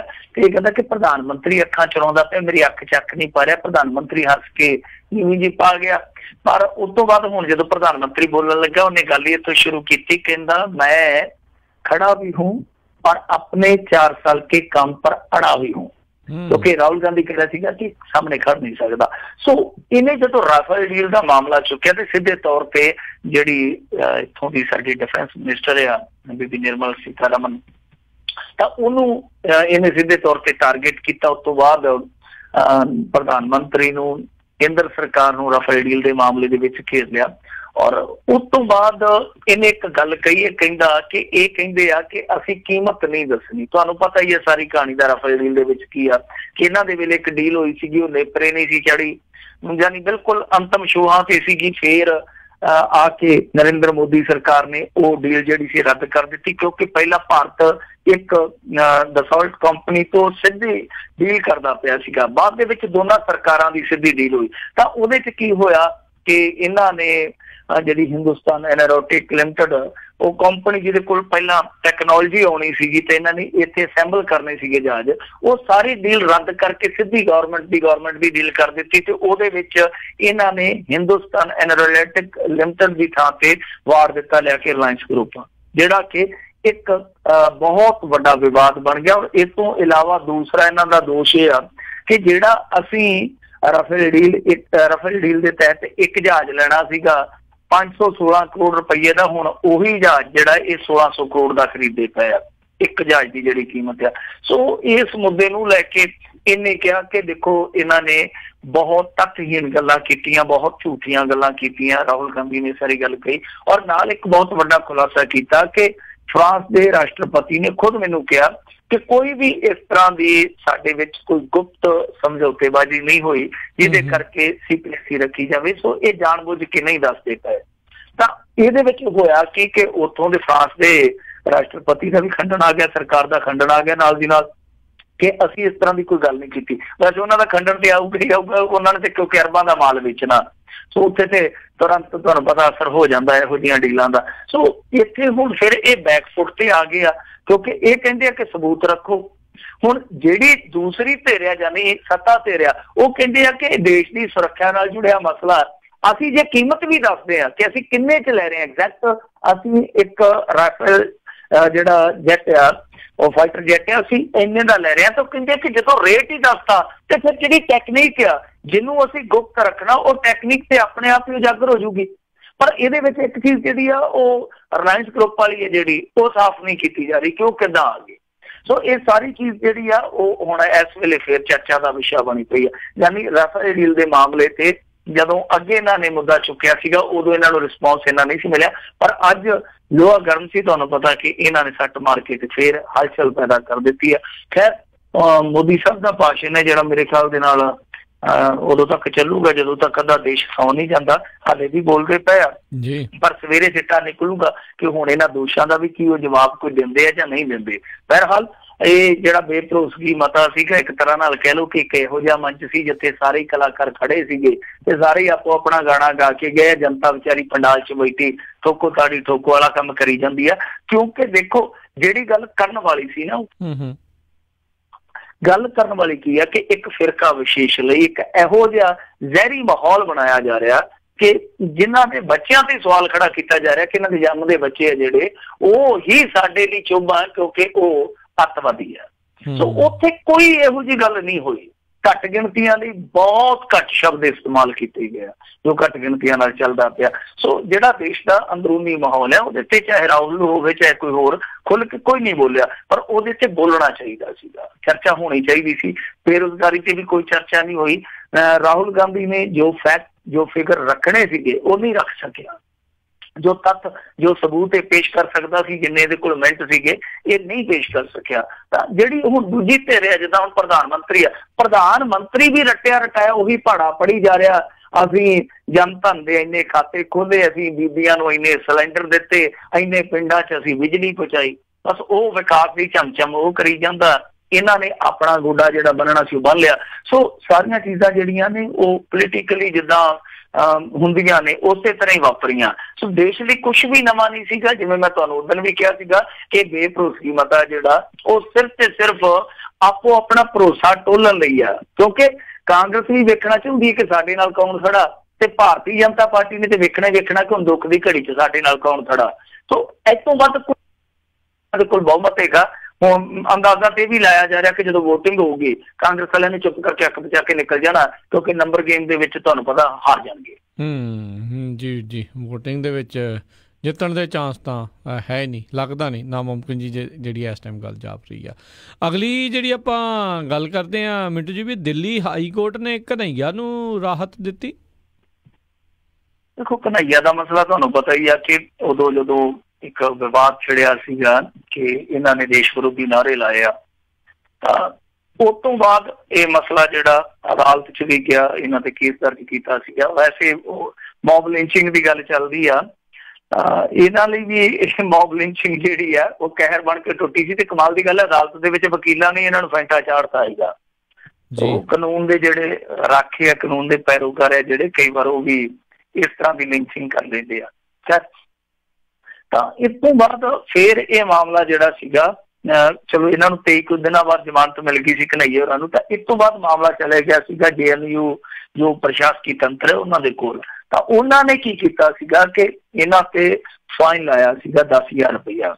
ਤਾਂ ਜਦੋਂ ਇਹਨਾਂ ਤੇ ਫਾਈਨ ਲਾਇਆ ਗਿਆ 10,000 ਰੁਪਇਆ, ਤਾਂ ਇਹਨਾਂ ਨੇ ਇਹ ਫਾਈਨ ਦੇਣ ਦੀ ਥਾਂ ਤੇ ਅਦਾਲਤ ਦਾ ਰੁਖ ਕੀਤਾ ਸੀਗਾ। ਇਹ 3 ਜਾਣੇ ਸੀਗੇ, ਇੱਕ ਤੇ ਮੇਰੇ ਖਿਆਲ ਦੇ ਨਾਲ ਇਹਦੇ ਨਾਲ ਮੁੰਡਾ ਖਾਲਿਦ ਉਮਰ ਸੀਗਾ, ਇੱਕ ਅਬਰਾਨ ਸ਼ਾਇਦ ਉਹਦਾ ਨਾਮ ਸੀਗਾ, ਔਰ ਇਸ ਤਰ੍ਹਾਂ ਕੁਝ ਹੋਰ ਸੀਗੇ ਜਿਨ੍ਹਾਂ ਨੂੰ ਨਾਮਜ਼ਦ ਕੀਤਾ ਗਿਆ ਸੀ ਕੇਸ ਦੇ ਵਿੱਚ, ਪਰ ਮੁੱਖ ਤੌਰ ਤੇ 3 ਹੀ ਸੀਗੇ। ਤਾਂ ਹੁਣ ਕੋਰਟ ਨੇ, ਹਾਈ ਕੋਰਟ ਨੇ ਪਹਿਲਾਂ ਤੇ 2 ਦਿਨ ਦਾ ਸਟੇ ਲਾਇਆ ਸੀਗਾ ਕਿ 2 ਦਿਨ ਇਹਨਾਂ ਦੀ ਕੋਈ ਵੀ ਕਾਰਵਾਈ ਨਾ ਕੀਤੀ ਜਾਵੇ, ਕੋਈ ਵੀ ਇਹਨਾਂ ਦਾ ਜਿਹੜਾ ਇਹ ਜੁਰਮਾਨੇ ਵਾਲਾ ਫੰਡਾ ਉਹਦੇ ਤੇ ਕੋਈ ਐਕਸ਼ਨ ਨਾ ਕੀਤਾ ਜਾਵੇ। ਪਰ ਅੱਜ ਹਾਈ ਕੋਰਟ ਨੇ ਪੱਕੇ ਤੌਰ ਤੇ ਕਹਿ ਦਿੱਤਾ ਕਿ ਇਹਨੂੰ ਅਸੀਂ ਸਟੇ ਕਰਦੇ ਹਾਂ ਤੇ ਤੁਹਾਨੂੰ ਹੁਕਮ ਦਿੰਦੇ ਹਾਂ ਕਿ ਦੁਬਾਰਾ ਇਸ ਮਾਮਲੇ ਦੀ ਜਾਂਚ ਪੜਤਾਲ ਕੀਤੀ ਜਾਵੇ। ਸੋ ਕੁੱਲ ਮਿਲਾ ਕੇ ਕਹਿ ਸਕਦੇ ਹਾਂ ਕਿ ਇਹਨਾਂ ਲਈ ਇੱਕ ਬਹੁਤ ਵੱਡੀ ਰਾਹਤ ਆ। ਔਰ ਵੈਸੇ ਤੇ ਇਸ ਕੇਸ ਨੂੰ ਜੇ ਆਪਾਂ ਦੇਖੀਏ ਸਭ ਕੁਝ ਸਾਫ਼ ਹੀ ਹੋ ਗਿਆ। ਕਿੱਦਾਂ ਇੱਕ ਚੈਨਲ ਨੇ ਉਹ ਸਭ ਤੋਂ ਪਹਿਲਾਂ ਵੀਡੀਓ ਚਲਾਈ ਸੀ, ਫਿਰ ਉਸ ਤੋਂ ਬਾਅਦ ਕਿਸ ਤਰ੍ਹਾਂ ਇੱਕ ਪ੍ਰੋਪੇਗੈਂਡਾ ਖੜਾ ਕੀਤਾ ਗਿਆ। ਫਿਰ ਇਹ ਵੀ ਗੱਲ ਸੁਣਨ ਦੇ ਵਿੱਚ ਆਈ ਕਿ ਜਿਹੜੀ ਵੀਡੀਓ ਡਾਕਟਰੇਟ ਹੋਈ ਸੀਗੀ ਉਹ ਕੀਤੀ ਵੀ ਇੱਕ ਉਸ ਸਮੇਂ ਦੀ ਕੇਂਦਰੀ ਮੰਤਰੀ ਦੀ ਸਹੇਲੀ ਨੇ ਸੀਗੀ। ਫਿਰ ਸਾਰਾ ਕੁਝ ਸਾਫ਼ ਹੋ ਗਿਆ ਕਿ ਉਹੋ ਜਿਹੇ ਨਾਰੇ ਜਿਹੜੇ ਉਹ ਨਹੀਂ ਸੀਗੇ ਲੱਗੇ ਜਿਹੜੇ ਕਿ ਦਰਸਾਏ ਗਏ, ਵਿਖਾਏ ਗਏ। ਉਸ ਤੋਂ ਬਾਅਦ ਅੱਜ ਤੱਕ ਕਨ੍ਹਈਆ ਦੇ ਖਿਲਾਫ ਉੱਥੇ ਮਾਮਲਾ ਜਿਹੜਾ ਚੱਲਦਾ ਉਹਦੇ ਵਿੱਚ ਚਲਾਨ ਵੀ ਪੇਸ਼ ਹੋਇਆ। ਸੋ ਮਾਮਲਾ ਕੁੱਲ ਮਿਲਾ ਕੇ ਸਾਫ਼ ਸੀਗਾ। ਸੋ ਇਸੇ ਕਰਕੇ ਹਾਈ ਕੋਰਟ ਨੇ ਇੱਕ ਦਫਾ ਫਿਰ ਮੋਹਰ ਲਾ ਦਿੱਤੀ ਹੈ ਕਿ ਇਸ ਮਾਮਲੇ ਨੂੰ ਜਿੱਦਾਂ ਦਿਖਾਇਆ ਗਿਆ ਸੀ ਅਸਲ ਦੇ ਵਿੱਚ ਮਾਮਲਾ ਜਿਹੜਾ ਉਹ ਉਸ ਤੋਂ ਪਰੇ ਸੀ। ਹੁਣ JNU ਦੇਖਦੇ ਹਾਂ ਕਿ ਦੁਬਾਰਾ ਜਦੋਂ ਜਾਂਚ ਪੜਤਾਲ ਕਰੂਗਾ ਕਿ ਇਹਨਾਂ ਨੂੰ ਫਿਰ ਦੋਸ਼ੀ ਮੰਨਦਾ ਜਾਂ ਉਹ ਕੁਝ ਸੋਚ ਕੇ ਕੁਝ ਸਮਝ ਕੇ ਫਿਰ ਇਸ ਮਾਮਲੇ ਦੇ ਵਿੱਚ ਥੋੜੀ ਜਿਹੀ ਨਰਮਾਈ ਦਿਖਾਊਗਾ। ਜੀ ਜੀ ਜੀ ਅਗਲੀ ਜਿਹੜੀ ਆਪਾਂ ਗੱਲ ਕਰਦੇ ਹਾਂ, ਕਹਿੰਦੇ ਵੀ ਆਮ ਆਦਮੀ ਪਾਰਟੀ ਦਾ ਕਲੇਸ਼ ਹੋਇਆ ਵੱਸੋਂ ਬਾਹਰ। ਡਾਕਟਰ ਬਲਬੀਰ ਹੁਣਾ ਦੇ ਖਿਲਾਫ ਜਿਹੜਾ ਖਹਿਰਾ ਦਾ ਗੁੱਸਾ ਜਨਤਕ ਹੋਇਆ। ਮੈਨੂੰ ਲੱਗਦਾ ਹੈ ਡਾਕਟਰ ਬਲਬੀਰ ਕਰੂਗਾ ਲੀਰ ਇਹਨਾਂ ਨੂੰ ਜਿਸ ਤਰੀਕੇ ਨਾਲ ਚੱਲਦਾ ਪਿਆ ਨਾ। ਸੋ ਉਹ ਆਂਦੇ ਹੁੰਦੇ ਆ ਨਾ ਪੰਜਾਬੀ ਦੇ ਵਿੱਚ ਕਲਾ ਕਲੰਦਰ ਵਸੇ ਘੜਿਓਂ ਪਾਣੀ ਨਸੇ, ਕਲਾ ਕਹਿੰਦੇ ਹੁੰਦੇ ਕਲੇਸ਼ ਨੂੰ। ਇਹਨਾਂ ਦਾ ਹਾਲ ਜਿਹੜਾ ਹੁਣ ਇਹੋ ਜਿਹਾ ਹੀ ਹੋ ਗਿਆ। ਦੇਖੋ ਜਿਹੜਾ ਸੁਖਪਾਲ ਸਿੰਘ ਖਹਿਰਾ ਤੇ ਬਲਬੀਰ ਸਿੰਘ ਦਾ ਜਿਹੜਾ ਅੰਦਰੂਨੀ ਝਗੜਾ ਹੈ ਤੇ ਆਪਾਂ ਨੂੰ ਪਤਾ ਕਿ ਬਹੁਤ ਦਿਨਾਂ ਤੋਂ ਚੱਲਦਾ ਪਿਆ। ਇਹਦੇ ਵਿੱਚ ਹੁਣ ਜਿਹੜਾ ਨਵਾਂ ਮੋੜ ਆਇਆ, ਨਵਾਂ ਮੋੜ ਇਹ ਆਇਆ ਕਿ ਸੁਖਪਾਲ ਸਿੰਘ ਖਹਿਰਾ ਤੇ ਦੋਸ਼ ਲਾਏ ਗਏ ਕਿ ਲਿਫਾਫੇ ਲੈਂਦਾ। ਲਿਫਾਫੇ ਵਾਲਾ ਤੇ ਤੁਹਾਨੂੰ ਕਲਚਰ ਚੇਤੇ ਹੀ ਹੋਣਾ, ਇੱਥੇ ਦੋਸ਼ ਲੱਗਦੇ ਆ ਕਿ ਕਈ ਜਥੇਦਾਰ ਵੀ ਲਿਫਾਫਾ ਲੈ ਜਾਂਦੇ ਆ, ਮੁੜ ਕੇ ਉਹ ਆਪੋ ਆਪਣੇ ਆਪ ਦੇ ਹਿਸਾਬ ਕਿਤਾਬ ਦੇ ਨਾਲ ਫਿਰ ਹੁਕਮ ਪਾਸ ਕਰਦੇ ਆ। ਖੈਰ ਇਹ ਲਿਫਾਫਾ ਕਲਚਰ ਕਮੇਟੀ ਦੇ ਪ੍ਰਧਾਨ ਵਾਲਾ ਉਹ ਵੀ ਬੜਾ ਵਿਵਾਦ ਦੇ ਵਿੱਚ ਰਹਿੰਦਾ, ਬੜਾ ਚਰਚਾ ਦੇ ਵਿੱਚ ਰਹਿੰਦਾ। ਸੋ ਇਹ ਕਹਿੰਦੇ ਕਿ ਲਿਫਾਫਾ ਕਲਚਰ ਹੈ ਜਿਹੜਾ ਸੁਖਪਾਲ ਖਹਿਰੇ ਨੇ ਵੀ ਪਾਲਿਆ ਹੋਇਆ। ਤੇ ਅਸਲ ਦੇ ਵਿੱਚ ਦੋਸ਼ ਇਹ ਲੱਗਦਾ ਕਿ ਥੋੜੇ ਦਿਨ ਪਹਿਲਾਂ ਜਦੋਂ ਇਹ ਪਟਿਆਲੇ ਆਇਆ ਸੀਗਾ ਤੇ ਜਿਹਦੀ ਆਪਾਂ ਗੱਲ ਵੀ ਕੀਤੀ ਸੀਗੀ ਕਿ ਉਸ ਸਮੇਂ ਦੇ ਪਟਿਆਲੇ ਦੇ ਪ੍ਰਧਾਨ ਨੇ ਇਹਦੀ ਆਇਓ ਭਗਤ ਕੀਤੀ ਤੇ ਉਸ ਤੋਂ ਬਾਅਦ ਉਹਨੂੰ ਚੋਪੜ ਕੇ ਰੱਖ ਦਿੱਤਾ ਗਿਆ, ਯਾਨੀ ਅਹੁਦੇ ਤੋਂ ਹਟਾ ਦਿੱਤਾ ਗਿਆ, ਜਿੱਥੋਂ ਫਿਰ ਰੌਲਾ ਚੱਲ ਪਿਆ ਸੀਗਾ। ਤਾਂ ਉਸੇ ਹੀ ਵਿਜ਼ਿਟ ਦੇ ਵਿੱਚ ਇਹ ਦੋਸ਼ ਲੱਗਾ ਕਿ ਸੁਖਪਾਲ ਸਿੰਘ ਖਹਿਰਾ ਨੇ ਆਪਣੇ ਕਾਰਕੁਨਾਂ ਤੋਂ ਕੁਛ ਰੁਪਈਏ ਲਏ, ਲਿਫਾਫੇ ਲਏ ਆ। ਤਾਂ ਸੁਖਪਾਲ ਸਿੰਘ ਖਹਿਰਾ ਇਸ ਮਾਮਲੇ ਤੇ ਅੱਜ ਸਫਾਈ ਦੇਣ ਲਈ ਜਾਂ ਕਰੀਏ ਕਿ ਦੁੱਖ ਰੋਣ ਲਈ ਉਹ ਲਾਈਵ ਹੋਇਆ ਤੇ ਲਾਈਵ ਹੋ ਕੇ ਉਹਨੇ ਆਪਣੀ ਹੀ ਪਾਰਟੀ ਦੇ ਇਹਨਾਂ ਬੰਦਿਆਂ ਦੇ ਖਿਲਾਫ ਕਾਫੀ, ਮੈਂ ਕਹੂੰ ਤੱਤੇ ਸ਼ਬਦ ਵੀ ਬੋਲਿਆ ਜਾਂ ਕਾਫੀ ਕੁਛ ਹੈ ਜਿਹੜਾ ਉਹ ਸਾਫ਼ ਕੀਤਾ। ਉਹਨੇ ਸਿੱਧੇ ਤੌਰ ਤੇ ਕਹਿੰਦਾ ਕਿ ਦੇਖੋ ਉੱਥੇ ਸਿਰਫ ਤੇ ਸਿਰਫ ਇੱਕ ਮੈਨੂੰ ਵਿਆਹ ਦਾ ਕਾਰਡ ਦਿੱਤਾ ਗਿਆ ਸੀਗਾ। ਔਰ ਇਸ ਤੋਂ ਇਲਾਵਾ ਕਹਿੰਦਾ ਕਿ ਜਦੋਂ ਡਾਕਟਰ ਬਲਬੀਰ ਸਿੰਘ ਨੇ ਦੋਸ਼ ਲਾਇਆ, ਮੇਰੇ ਤੇ ਦੋਸ਼ ਲਾਇਆ ਕਿ ਸੁਖਪਾਲ ਖਹਿਰਾ ਜਿਹੜਾ ਉਹ ਲਿਫਾਫੇ ਲੈਣ ਲੱਗ ਪਿਆ ਕਿਉਂਕਿ ਇਹਦੇ ਕੋਲ ਸ਼ਤਰਾਣੇ ਹਲਕੇ ਦੇ 15-20 ਬੰਦੇ ਆਏ ਸੀਗੇ, ਉਹ ਕਿਸੇ ਕੰਮ ਆਏ ਸੀ ਇਹਨੂੰ ਮਿਲਣ ਮਿਲਾਉਣ, ਤੇ ਇਹਨੇ ਅੱਗੋਂ ਰਾਗ ਛੇੜ ਲਿਆ ਕਿ ਜੀ ਸੁਖਪਾਲ ਖਹਿਰਾ ਤੇ ਇਸ ਤਰ੍ਹਾਂ ਕਰਨ ਲੱਗ ਪਿਆ। ਤੇ ਉੱਥੇ ਵਿੱਚ ਬੰਦਾ ਜਿਹੜਾ ਇੱਕ ਬੈਠਾ ਸੀਗਾ ਉਹ ਕਹਿਣ ਲੱਗਾ ਕਿ ਮੈਂ ਤੇ ਆਪ ਉਸ ਬੈਠਕ ਦੇ ਵਿੱਚ ਮੌਜੂਦ ਸਾਂ ਜਿੱਥੇ ਸੁਖਪਾਲ ਖਹਿਰਾ ਆਇਆ ਸੀਗਾ, ਇਹੋ ਜਿਹੀ ਕੋਈ ਗੱਲ ਨਹੀਂ ਆਈ, ਤੁਸੀਂ ਕਿਉਂ ਦੋਸ਼ ਲਾਈ ਜਾਂਦੇ। ਤਾਂ ਉਹ ਫਿਰ ਸੁਖਪਾਲ ਖਹਿਰਾ ਜਿਹੜਾ ਉਹ ਅੱਗੇ ਚਲੇ ਗਿਆ। ਉਹ ਕਹਿੰਦਾ ਕਿ ਦੇਖੋ ਇਸ ਹਾਲਤ ਦੇ ਵਿੱਚ ਵੈਸੇ ਉਹਨੇ ਹਵਾਲੇ ਕਈ ਦਿੱਤੇ ਆ ਰੈਫਰੈਂਡਮ ਦੇ ਮਸਲੇ ਵਾਲਾ, ਫਿਰ ਉਹਨੇ ਕਈ ਹੋਰ ਚੀਜ਼ਾਂ ਕਹੀਆਂ ਕਿ ਮੇਰੇ ਪਾਰਟੀ ਦੇ ਕੁਛ ਖਾਸ ਆਪਣੇ ਬੰਦੇ ਹੀ ਆ ਜਿਹੜੇ ਉਹ ਮੇਰੇ ਖਿਲਾਫ ਮੁਹਿੰਮ ਚਲਾਉਂਦੇ ਪਏ। ਤਾਂ ਉਹਨੇ ਅੱਗੇ ਜਾ ਕੇ ਇਹ ਗੱਲ ਕਹਿ ਦਿੱਤੀ, ਯਾਨੀ 100 ਹੱਥ ਰੱਸਾ ਸਿਰੇ ਤੇ ਗੰਢ। ਉਹ ਕਹਿੰਦਾ ਕਿ ਇਸ ਹਾਲਤ ਦੇ ਵਿੱਚ ਮੈਂ ਡਾਕਟਰ ਬਲਬੀਰ ਸਿੰਘ ਨੂੰ ਕਹਿਤਾ ਕਿ ਮੈਂ ਤੁਹਾਡੇ ਨਾਲ ਕੰਮ ਨਹੀਂ ਕਰ ਸਕਦਾ। ਤਾਂ ਕੁੱਲ ਮਿਲਾ ਕੇ ਜਿਹੜੀ ਸੁਖਪਾਲ ਖਹਿਰਾ ਦੀ ਅੱਜ ਦੀ ਉਹ ਲਾਈਵ ਵੀਡੀਓ ਆ ਉਹ ਇੱਕ ਤੇ ਇਹ ਆ ਦੱਸਣ ਦਾ ਯਤਨ ਆ ਕਿ ਮੈਂ ਕੁਛ ਨਹੀਂ ਕੀਤਾ ਇਸ ਮਾਮਲੇ 'ਚ, ਮੇਰੇ ਤੇ ਦੋਸ਼ ਲੱਗਣਗੇ ਆਉਣ ਵਾਲੇ ਦਿਨਾਂ ਦੇ ਵਿੱਚ। ਦੂਜੀ ਗੱਲ ਇਹ ਆ ਸੁਖਪਾਲ ਖਹਿਰੇ ਨੇ ਆਪਣੇ ਸਮਰਥਕਾਂ ਨੂੰ ਅਲਰਟ ਕਰ ਦਿੱਤਾ ਕਿ ਹੋ ਸਕਦਾ ਆਉਣ ਵਾਲੇ ਦਿਨਾਂ 'ਚ ਜੋ ਸੁੱਚਾ ਸਿੰਘ ਛੋਟੇਪੁਰ ਨਾਲ ਹੋਈ ਆ ਮੇਰੇ ਨਾਲ ਵੀ ਹੋ ਜਾਵੇ, ਸੋ ਤਿਆਰ ਰਹੋ ਇਸ ਚੀਜ਼ ਲਈ। ਤਾਂ ਉਦਾਂ ਉਹਨੇ ਕਹਿ ਦਿੱਤਾ ਕਿ ਮਨੀਸ਼ ਸਿਸੋਦੀਆ ਤੱਕ ਮੈਂ ਪਹੁੰਚ ਕਰੂੰਗਾ, ਇਹ ਸਾਰੀ ਗੱਲ ਜਿਹੜੀ ਹੈ ਮੈਂ ਉੱਥੇ ਰੱਖੂੰਗਾ। ਪਰ ਸੰਕੇਤ ਇਹੀ ਮਿਲਦੇ ਆ ਕਿ ਸੁਖਪਾਲ ਖਹਿਰਾ ਨੂੰ ਇਹ ਪਿੱਛੇ ਧੱਕਣ ਲਈ ਹੁਣ ਆਮਾਦਾ ਹੋ ਗਏ ਆ, ਉਤਾਵਲੇ ਹੋ ਗਏ। ਦੇਖੋ ਕਾਮਯਾਬੀ ਮਿਲਦੀ ਹੈ ਜਾਂ ਨਹੀਂ ਮਿਲਦੀ। ਜੀ ਜੀ ਜੀ। ਅਗਲੀ ਆਪਾਂ ਮਿੰਟੂ ਜੀ ਗੱਲ ਕਰਦੇ, ਕੁੱਟਮਾਰ ਦੇ ਕੇਸ ਵਿੱਚ ਆਮ ਆਦਮੀ ਪਾਰਟੀ ਦੇ ਵਿਧਾਇਕ ਸੰਦੋਵਾ ਖਿਲਾਫ ਦੋਸ਼ ਤੈਅ। ਦੇਖੋ ਇਹ ਕੁੱਟਮਾਰ ਵਾਲਾ ਮਾਮਲਾ ਇੱਕ ਤੇ ਹੁਣ ਥੋੜਾ ਸਜਰਾ ਹੀ ਵਰਤਿਆ ਉਹ ਨਹੀਂ ਹੈ। ਦੂਸਰਾ ਜਿਹੜਾ ਪੁਰਾਣਾ ਇੱਕ ਮਾਮਲਾ ਸੀਗਾ, ਜਦੋਂ ਇੱਕ ਬੀਬੀ ਨੇ ਇਹਦੇ ਤੇ ਦੋਸ਼ ਲਾਏ ਸੀਗੇ, ਉਹਨੇ ਕਿਹਾ ਸੀਗਾ ਕਿ ਮੇਰੀ ਕੋਠੀ ਇਹਦੇ ਕੋਲ ਕਿਰਾਏ ਤੇ ਸੀਗੀ, ਤੇ ਜਦੋਂ ਇਹਨੇ ਕੋਠੀ ਛੱਡੀ ਉਸ ਤੋਂ ਬਾਅਦ ਮੈਂ ਇਹਦੇ ਕੋਲ ਕਿਰਾਇਆ ਲੈਣ ਗਈ ਤਾਂ ਇਹਨੇ ਉਲਟਾ 2,75,000 ਰੁਪਇਆ ਤੇ ਕੀ ਦੇਣਾ ਸੀਗਾ, ਮੇਰੀ ਬਾਹ ਮਰੋੜ ਦਿੱਤੀ, ਮੇਰਾ ਦੁਪੱਟਾ ਖਿੱਚਿਆ ਤੇ ਗਲਤ ਸ਼ਬਦਾਵਲੀ ਵਰਤੀ। ਆਫੀ ਨਾ ਕੋਈ ਸਨ ਕਿ ਇੱਕ ਵਿਧਾਇਕ ਦੇ ਖਿਲਾਫ ਤੁਸੀਂ ਤੱਤ ਫੱਟ ਝੱਟ ਕਿੱਦਾਂ ਮੁਕੱਦਮਾ ਦਰਜ ਕਰ ਸਕਦੇ ਹੋ। ਤਾਂ ਫਿਰ ਉਦੋਂ ਰੋਕ ਲੱਗ ਗਈ ਸੀ, ਇਸ ਮਾਮਲੇ ਦੀ ਜਾਂਚ ਪੜਤਾਲ ਸ਼ੁਰੂ ਹੋ ਗਈ।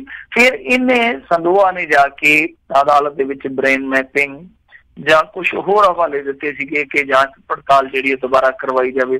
ਫਿਰ ਇਸ ਤੋਂ ਇਲਾਵਾ ਇੱਕ ਹੋਰ ਅਰਜ਼ੀ ਸੀਗੀ ਕਿ ਕੇਸ ਡਿਸਮਿਸ ਕਰ ਦਿੱਤਾ ਜਾਵੇ। ਯਾਨੀ 3 ਇਹਨੇ ਐਪਲੀਕੇਸ਼ਨਾਂ ਪਾਈਆਂ ਸੀਗੀਆਂ, ਬ੍ਰੇਨ ਮੈਪਿੰਗ ਦਾ, ਫਿਰ ਕੇਸ ਰੱਦ ਕਰਨ ਦਾ, ਔਰ ਇੱਕ ਹਵਾਲਾ ਦਿੱਤਾ ਸੀਗਾ ਆਪਣੀ ਅਰਜ਼ੀ ਦੇ ਵਿੱਚ ਕਿ ਕੇਸ ਨੂੰ ਡਿਸਮਿਸ ਕਰ ਦਿੱਤਾ ਜਾਵੇ। ਸੋ ਉਸ ਜਿਹੜੀਆਂ ਸਾਰੀਆਂ ਐਪਲੀਕੇਸ਼ਨਾਂ ਸੀਗੀਆਂ, ਸਾਰੀਆਂ ਅਰਜ਼ੀਆਂ ਸੀਗੀਆਂ, ਉਹ ਅਦਾਲਤ ਨੇ ਰੱਦ ਕਰ ਦਿੱਤੀਆਂ। ਇਹਦਾ ਮਤਲਬ ਆ ਕਿ ਹੁਣ ਇਹਦੇ ਤੇ ਕੇਸ ਜਿਹੜਾ ਉਹ ਚੱਲੂਗਾ। ਸੋ ਅਦਾਲਤ ਨੇ ਸਾਫ਼ ਕਰ ਦਿੱਤਾ। ਹਾਲਾਂਕਿ ਇਹਨੇ ਇਜਾਜ਼ਤ ਮੰਗੀ ਸੀ ਕਿ ਮੈਂ ਵਿਦੇਸ਼ ਜਾਣਾ, ਮੈਨੂੰ ਇਜਾਜ਼ਤ ਦਿਓ, ਉਹ ਅਦਾਲਤ ਨੇ ਪ੍ਰਵਾਨ ਕਰ ਲਈ ਹੈ, ਪਰ ਉਹਦੇ 'ਚ ਇਹਨੂੰ ਕਿਹਾ ਗਿਆ ਕਿ ਤੂੰ ਮਿੱਥੀ ਤਰੀਕ ਤੱਕ ਹਾਜ਼ਰ ਹੋਏਗਾ। ਸੋ ਇਹਨੂੰ ਇੱਕ ਵਕਫਾ ਦੇ ਦਿੱਤਾ ਗਿਆ, ਸ਼ਾਇਦ 21 ਅਗਸਤ ਦਾ ਉਹ ਵਕਫਾ ਕਿ ਤੁਹਾਨੂੰ ਹਾਜ਼ਰ ਹੋਣਾ ਪਊਗਾ। ਸੋ ਸੰਦੋਆ ਸਾਹਿਬ ਉਸ ਤਰੀਕ ਤੇ ਹਾਜ਼ਰ ਜ਼ਰੂਰ ਹੋਣਗੇ। ਹੁਣ ਸੰਦੋਆ ਦੀਆਂ ਮੁਸ਼ਕਿਲਾਂ ਜਿਹੜੀਆਂ ਉਹ ਇੱਥੇ ਖਤਮ ਨਹੀਂ ਹੁੰਦੀਆਂ। ਅਸਲ ਦੇ ਵਿੱਚ ਜਿਹੜਾ ਆ ਹੁਣ ਥੋੜੇ ਦਿਨ ਪਹਿਲਾਂ ਜਿਹੜਾ ਵਾਪਰਿਆ ਘਟਨਾਕ੍ਰਮ, ਉਹਦੇ ਵਿੱਚ ਵੀ ਜਿਹੜੀ ਦੂਜੀ ਧਿਰ ਆ ਉਹ ਜ਼ੋਰ ਲਾਉਂਦੀ ਪਈ ਆ ਕਿ ਕ੍ਰਾਸ ਪਰਚਾ ਦਰਜ ਕਰਾ ਦਿੱਤਾ ਜਾਵੇ ਅਮਰਜੀਤ ਸੰਦੋਆ ਤੇ ਦੱਸਦੇ ਆ ਕਿ ਅੰਦਰ ਖਾਤੇ ਪੋਲੀਟੀਕਲ ਜਿਹੜੇ ਰਸੂਖਦਾਰ ਲੋਕ ਹੁੰਦੇ ਆ ਉਹ ਵੀ ਇਸ ਹੱਕ ਦੇ ਵਿੱਚ ਆ ਕਿ ਇਹਦੇ ਪੈਰਾਂ ਨੂੰ ਥੋੜਾ ਜਿਹਾ ਜੂੜ ਹੈ ਜਿਹੜਾ ਹੋਰ ਸਖਤ ਪਾ ਦਿੱਤਾ ਜਾਵੇ। ਹੋ ਸਕਦਾ ਆਉਣ ਵਾਲੇ ਦਿਨਾਂ ਦੇ ਵਿੱਚ ਇਹ ਜਿਹੜੀਆਂ ਮੁਸ਼ਕਿਲਾਂ ਉਹ ਦੂਰ ਸਫਾਈਆਂ ਹੋ ਜਾਣ, ਇਸ ਮਾਮਲੇ 'ਚ ਵੀ ਕੁਛ ਨਾ ਕੁਛ ਐਕਸ਼ਨ ਹੋ ਜਾਵੇ। ਜੀ ਜੀ। ਤੇ ਮਿੰਟੂ ਜੀ ਅਗਲੀ ਜੇ ਖਬਰ ਦੀ ਨਜ਼ਰ ਮਾਰਦੇ, ਕਹਿੰਦੇ ਸੁਰੇਸ਼ ਅਰੋੜਾ ਨੇ ਚੁੱਪੀ ਤੋੜੀ। ਦੇਖੋ ਸੁਰੇਸ਼ ਅਰੋੜਾ ਨੇ ਚੁੱਪੀ ਤੇ ਤੋੜੀ ਆ, ਪਰ ਚੁੱਪੀ ਘੱਟ ਟੁੱਟੀ ਆ, ਧਮਕੀ ਜ਼ਿਆਦਾ ਦਿੱਤੀ ਆ। ਕਿਉਂਕਿ ਦੇਖੋ ਇੱਥੇ ਇੱਕ ਟੈਲੀਵਿਜ਼ਨ ਚੈਨਲ ਆ ਪੰਜਾਬ ਦੇ ਵਿੱਚ, ਵੈਸੇ ਤੇ ਉਹ ਨੈਸ਼ਨਲ ਮੀਡੀਆ ਹਾਊਸ ਹੈ, ਉਹਨਾਂ ਦਾ ਇੱਕ ਇੱਥੇ ਖੇਤਰੀ ਚੈਨਲ ਚੱਲਦਾ, ਖਬਰੀ ਚੈਨਲ ਆ। ਉਹਨਾਂ ਨੇ ਲਗਾਤਾਰ, ਵੈਸੇ ਪਤਾ ਨਹੀਂ ਕਿਉਂ ਇਹਨਾਂ ਦੇ ਪਿੱਛੇ ਹੱਥ ਧੋ ਕੇ ਪਏ ਆ, ਉਹ ਲਗਾਤਾਰ ਇਸ ਮਾਮਲੇ ਤੇ ਰਿਪੋਰਟਿੰਗ ਕਰਦੇ ਗਏ, ਖਾਸ ਤੌਰ ਤੇ ਰਾਜਜੀਤ ਨਾਲ ਜੁੜੇ ਮਸਲੇ ਦੀ। ਤਾਂ ਰਾਜਜੀਤ ਦੇ ਉਹਨਾਂ ਨੇ ਜਿਹੜੇ ਜਾਇਦਾਦ ਵਾਲੇ ਅਸਾਸੇ ਸੀਗੇ ਉਹ ਵੀ ਲੱਭ ਲਿਆਂਦੇ ਕਿ ਕਿਤੇ ਨੇ ਜ਼ਮੀਨ ਖਰੀਦੀ ਆ। ਫਿਰ ਇਸ ਤੋਂ ਇਲਾਵਾ ਉਹਨਾਂ ਨੇ ਇੱਕ ਤੱਥ ਹੋਰ ਕੱਢਿਆ ਸੀਗਾ ਕਿ ਜਿਸ ਸਮੇਂ ਇੰਦਰਜੀਤ ਨੂੰ ਤਰੱਕੀ ਦੇਣ ਦੀ ਸਿਫਾਰਸ਼ੀ ਚਿੱਠੀ ਲਿਖੀ ਗਈ ਸੀਗੀ ਅਰੋੜਾ ਸਾਹਿਬ ਵੱਲੋਂ 2016 ਦੇ ਵਿੱਚ, ਤਾਂ ਉਸ ਸਮੇਂ ਇੰਦਰਜੀਤ ਤੇ 3 ਕੇਸ ਚੱਲਦੇ ਸੀ, ਔਰ ਕੇਸਾਂ ਦੇ ਵਿੱਚੋਂ ਇੱਕ ਕੇਸ ਇਹ ਵੀ ਸੀਗਾ ਕਿ ਟਰੱਕ ਚੋਰੀ ਕੀਤਾ ਇਹਨੇ ਇੰਦਰਜੀਤ ਨੇ। ਤਾਂ ਦੂਸਰੇ 2 ਕੇਸ ਉਹ ਤੇ ਹੈਗੇ ਸੀ, ਇੱਕ ਟਰੱਕ ਚੋਰੀ ਦਾ ਵੀ ਕੇਸ ਸੀਗਾ। ਤਾਂ ਅਰੋੜਾ ਸਾਹਿਬ ਨੇ ਫਿਰ ਵੀ ਸਿਫਾਰਸ਼ੀ ਚਿੱਠੀ ਲਿਖੀ ਸੀ ਇੰਦਰਜੀਤ ਲਈ। ਔਰ ਤੀਜਾ ਮਾਮਲਾ ਇਹ ਸੀਗਾ ਕਿ ਜਿਸ ਸਮੇਂ ਤਰਨਤਾਰਨ ਦੇ ਵਿੱਚ ਇੱਕ ਇੰਦਰਜੀਤ, ਇੱਕ ਰਾਜਜੀਤ ਔਰ ਤੀਸਰਾ ਦਲਜੀਤ ਸਿੰਘ ਆ ਜਿਹੜਾ ਪਿੱਛੇ ਜੇ DSP ਫੜਿਆ, ਕਿ ਇਹ ਤਿੰਨੇ ਜਦੋਂ ਤੈਨਾਤ ਸਨ ਤਾਂ ਇਹਨਾਂ ਨੇ ਉੱਥੇ 19 ਬੰਦੇ ਚੱਕ ਲਏ ਜਾਲੀ ਕੇਸ ਦੇ ਵਿੱਚ, ਫਾਲਸ ਕੇਸ ਦੇ ਵਿੱਚ, ਔਰ 17 ਲੱਖ ਰੁਪਈਆ ਉਹਨਾਂ ਤੋਂ ਵਸੂਲ ਕਰ ਲਿਆ। ਤਾਂ ਉਹ ਮਸਲਾ ਚਲੇ ਗਿਆ ਵਿਜੀਲੈਂਸ ਦੇ ਕੋਲ ਉਸ ਸਮੇਂ। ਤਾਂ ਵਿਜੀਲੈਂਸ ਨੇ ਇਨਕੁਆਇਰੀ ਕਰਕੇ ਉਹ ਰਿਪੋਰਟ ਦੱਬੀ ਰੱਖੀ ਤੇ ਉਦੋਂ ਵਿਜੀਲੈਂਸ ਦੇ ਹੈਡ ਹੁੰਦੇ ਸੀਗੇ ਸੁਰੇਸ਼ ਅਰੋੜਾ ਸਾਹਿਬ। ਸੋ ਇਸ ਮਸਲੇ ਤੇ ਵੀ ਅਰੋੜਾ ਸਾਹਿਬ ਤੇ ਸਵਾਲ ਉੱਠਿਆ। ਫਿਰ ਇਸ ਤੋਂ ਇਲਾਵਾ ਤੁਹਾਨੂੰ ਪਤਾ ਹੀ ਆ ਜਿਹੜੀ ਚਟੋਪਾਧਿਆਏ ਸਾਹਿਬ ਨੇ ਦਿੱਤੀ ਆ ਹਾਈ ਕੋਰਟ ਨੂੰ ਰਿਪੋਰਟ, ਉਹਦੇ ਵਿੱਚ ਵੀ ਸੁਰੇਸ਼ ਅਰੋੜਾ ਜੀ ਦਾ ਨਾਮ ਹੈਗਾ। ਸੋ ਸੁਰੇਸ਼ ਅਰੋੜਾ ਨੂੰ 4 ਚੁਫੇਰੋਂ ਘੇਰਿਆ ਜਾ ਰਿਹਾ ਇਹਨਾਂ ਚੀਜ਼ਾਂ ਦੇ ਮੱਦੇ ਨਜ਼ਰ। ਜੇ ਆਪਾਂ ਦੇਖੀਏ ਤਾਂ ਸੁਰੇਸ਼ ਅਰੋੜਾ ਦੀਆਂ ਮੁਸ਼ਕਿਲਾਂ ਜਿਹੜੀਆਂ ਕਾਫੀ ਵੱਧਦੀਆਂ ਜਾਪੀਆਂ। ਤਾਂ ਇਹਨਾਂ ਨੂੰ ਅਖੀਰ ਬੋਲਣਾ ਪਿਆ ਤੇ ਬੋਲੇ ਇਸ ਸੁਭਾਅ ਦੇ ਵਿੱਚ ਜਿੱਦਾਂ ਆਮ ਤੌਰ ਤੇ ਪੁਲਿਸ ਵਾਲਿਆਂ ਦਾ ਸੁਭਾਅ ਹੁੰਦਾ। ਕਹਿੰਦੇ ਕਿ ਦੇਖੋ ਮੇਰੇ ਅਫਸਰਾਂ ਤੇ ਉਂਗਲੀ ਚੁੱਕਣ ਵਾਲਿਆਂ ਨੂੰ ਕਾਨੂੰਨ ਦੇ ਤਹਿਤ ਹੀ ਨਜਿੱਠਿਆ ਜਾਊਗਾ। ਤਾਂ ਕਹਿਣ ਦਾ ਮਤਲਬ ਇਹ ਆ ਕਿ ਜੇ ਸਾਡੇ ਤੇ ਕੋਈ ਉਂਗਲ ਚੁੱਕੂਗਾ ਤੇ ਫਿਰ ਕਾਨੂੰਨ ਦੇ ਤਹਿਤ ਹੀ ਉਹਨਾਂ ਦੇ ਨਾਲ ਸਿੱਧਿਆ ਜਾਊਗਾ। ਸੋ ਇਹ ਆਪਣੇ ਆਪ ਦੇ ਵਿੱਚ ਸਫਾਈ ਨਹੀਂ ਆ, ਇਹ ਆਪਣੇ ਆਪ ਦੇ ਵਿੱਚ ਇੱਕ ਧਮਕੀ ਆ, ਕਿਉਂਕਿ ਹੋਰ ਤੇ ਕੋਈ ਉਂਗਲ ਚੁੱਕਦਾ ਨਹੀਂ ਸੀ ਪਿਆ। ਇਸ ਸਮੇਂ ਇੱਕ ਖਾਸ ਤੌਰ ਤੇ ਮੀਡੀਆ ਹਾਊਸ ਜਿਹੜਾ ਸੀਗਾ ਉਹ ਜ਼ਿਆਦਾ ਇਸ ਮੁੱਦੇ ਨੂੰ ਉਭਾਰਦਾ ਪਿਆ ਸੀਗਾ ਤੇ ਇਹ ਕਹਿ ਰਹੇ ਆ ਕਿ ਅਸੀਂ ਫਿਰ ਕਾਨੂੰਨ ਦੇ ਤਹਿਤ ਹੀ ਨਿਬੜਾਂਗੇ। ਇਹਦਾ ਮਤਲਬ ਇਹ ਕਿ ਉਹ ਉਹਨਾਂ ਸਵਾਲਾਂ ਦੇ ਜਵਾਬ ਨਹੀਂ ਦੇ ਰਹੇ ਜੋ ਸਵਾਲ ਉਹਨਾਂ ਨੇ ਕੀਤੇ ਆ, ਬਲਕਿ ਇਹ ਕਹਿ ਰਹੇ ਕਿ ਤੁਹਾਡੇ ਨਾਲ ਨਿਬੜਿਆ ਜਾਊਗਾ ਜੇ ਤੁਸੀਂ ਚੁੱਪ ਨਹੀਂ ਕਰੋਗੇ। ਪਰ ਮੇਰੇ ਖਿਆਲ ਦੇ ਨਾਲ ਇਹਦੇ ਵਿੱਚ ਨਿਬੜਨ ਦੀ ਗੱਲ ਨਹੀਂ ਹੈ। ਨਿਬੇੜਾ ਤੇ ਇਸ ਗੱਲ ਦਾ ਹੋਣਾ ਚਾਹੀਦਾ ਕਿ ਕੀ ਉਹ ਜਿਹੜੇ ਉਹਨਾਂ ਨੇ ਤੱਤ ਕੱਢੇ ਆ ਉਹ ਗਲਤ ਨੇ ਜਾਂ ਸੱਚ ਨੇ। ਤਾਂ ਅਰੋੜਾ ਸਾਹਿਬ ਉਹਨਾਂ ਦੀ ਤੇ ਗੱਲ ਹੀ ਨਹੀਂ ਕਰਦੇ, ਉਲਟਾ ਇਹ ਕਹਿੰਦੇ ਆ ਕਿ ਦੇਖੋ ਜੀ ਇਹ ਜਿਹੜੇ DGPs ਦੇ ਨਾਮ ਆ ਵੱਖ-ਵੱਖ ਰਿਪੋਰਟਾਂ 'ਚ, ਉਹਨਾਂ ਨੂੰ ਕਿਤੇ ਅਦਾਲਤ ਨੇ ਕੋਈ ਦੋਸ਼ੀ ਤੇ ਨਹੀਂ ਠਹਿਰਾਇਆ। ਪਰ ਅਰੋੜਾ ਸਾਹਿਬ ਨੂੰ ਇਹ ਤੇ ਜਾਣਨਾ ਜ਼ਰੂਰੀ ਆ ਕਿ ਦੇਖੋ ਜੇ ਉਹਨਾਂ ਨੇ ਦੋਸ਼ੀ ਨਹੀਂ ਕਰਾਰ ਦਿੱਤਾ ਤੇ ਹਾਲੇ ਤੱਕ ਦੋਸ਼ੀ ਵੀ ਨਹੀਂ ਕਰਾਰ ਦਿੱਤਾ। ਸੋ ਤੁਸੀਂ ਉਸ ਚੀਜ਼ ਦਾ ਹਵਾਲਾ ਦੇ ਕੇ ਹਾਲੇ ਤੱਕ ਅਦਾਲਤ ਨੇ ਕਿਸੇ ਨੂੰ ਦਾਗੀ ਕਰਾਰ ਨਹੀਂ ਦਿੱਤਾ, ਤੁਸੀਂ ਇਹਨਾਂ ਦੋਸ਼ਾਂ ਤੋਂ ਬਰੀ ਨਹੀਂ ਹੋ ਸਕਦੇ ਜੋ ਦੋਸ਼ ਤੁਹਾਡੇ ਤੇ ਲੱਗਦੇ ਪਏ ਆ। ਦੋਸ਼ ਇਹੋ ਹੀ ਆ ਕਿ ਕਿੱਦਾਂ ਇਹ ਹੋ ਗਿਆ ਕਿ 3 ਕੇਸ ਚੱਲਦੇ ਹੋਣ ਇੱਕ ਪੁਲਿਸ ਕਰਮਚਾਰੀ ਤੇ ਉਹਨੂੰ ਸਿਫਾਰਸ਼ੀ ਪੱਤਰ ਦੇ ਦਿੱਤਾ ਜਾਂਦਾ, ਜਾਂ ਤੇ ਇਹਨਾਂ ਤੱਕ ਇਹਨਾਂ ਦੀ ਪੁਲਿਸ ਨੇ ਸਹੀ ਗੱਲ ਹੀ ਨਹੀਂ ਪਹੁੰਚਾਈ, ਅਸਲ ਰਿਪੋਰਟ ਹੀ ਨਹੀਂ ਪਹੁੰਚਾਈ, ਤੇ ਜਾਂ ਫਿਰ ਉਸ ਰਿਪੋਰਟ ਤੇ ਅੱਖਾਂ ਬੰਨ੍ਹ ਕੇ ਕਾਰਵਾਈ ਕਰ ਦਿੱਤੀ ਗਈ ਆ। ਰਾਜਨੀਤੀ ਦਾ ਮਸਲਾ ਵੀ ਇਹੋ ਹੀ ਆ ਕਿ ਰਾਜਨੀਤੀ ਨੂੰ ਪ੍ਰੋਟੈਕਟ ਕੌਣ ਕਰਦਾ ਰਿਹਾ, ਕਿਉਂਕਿ ਇਹਦੇ ਖਿਲਾਫ ਮਾਮਲੇ ਜਿਹੜੇ ਉਹ ਕਾਫੀ ਸਮੇਂ ਤੋਂ ਚੱਲਦੇ ਆਉਂਦੇ ਸੀ, ਕਾਫੀ ਸਮੇਂ ਤੋਂ ਹੀ ਇਹਦੇ ਖਿਲਾਫ ਜਿਹੜੇ ਆ ਉਹ ਦੋਸ਼ ਲੱਗਦੇ ਸੀਗੇ, ਕਦੇ ਕੋਈ ਇਹਨੂੰ ਪ੍ਰੋਟੈਕਟ ਕੌਣ ਕਰਦਾ ਪਿਆ ਸੀਗਾ। ਸੋ ਇਹ ਸਾਰੀਆਂ ਚੀਜ਼ਾਂ ਜਿਹੜੀਆਂ ਉਹ ਕਾਫੀ ਸਵਾਲਾਂ ਤੇ ਜਵਾਬ ਮੰਗਦੀਆਂ, ਪਰ ਇਹਨਾਂ ਚੀਜ਼ਾਂ ਤੇ ਹਾਲੇ ਜਵਾਬ ਆਉਣ ਦੀ ਥਾਂ ਤੇ ਸੁਰੇਸ਼ ਅਰੋੜਾ ਸਾਹਿਬ ਦੀ ਅਸਿੱਧੇ ਰੂਪ ਦੇ ਵਿੱਚ ਇੱਕ ਧਮਕੀ ਆ ਰਹੀ ਹੈ ਕਿ ਭਾਈ ਚੁੱਪ ਕਰੋ। ਜੀ ਜੀ ਜੀ ਅਗਲੀ ਮਿੰਟੂ ਜੀ ਗੱਲ ਕਰਦੇ, ਕਹਿੰਦੇ ਬਾਦਲਾਂ ਦੇ ਗਨਮੈਨਾਂ ਤੇ ਲੱਗੇ ਸਰਾਂ ਦੇ ਕਮਰੇ ਮੱਲ ਕੇ ਰੱਖਣ ਦੇ ਦੋਸ਼। ਦੇਖੋ ਸਰਕਾਰ ਚਲੇ ਗਈ ਆ ਪਰ ਕੰਮ ਸਾਰੇ ਉਦਾਂ ਦੇ ਉਦਾਂ ਹੀ ਚੱਲੀ ਜਾਂਦੇ ਆ। ਇਹੀ ਚੀਜ਼ਾਂ ਪਹਿਲਾਂ ਸੀਗੀਆਂ।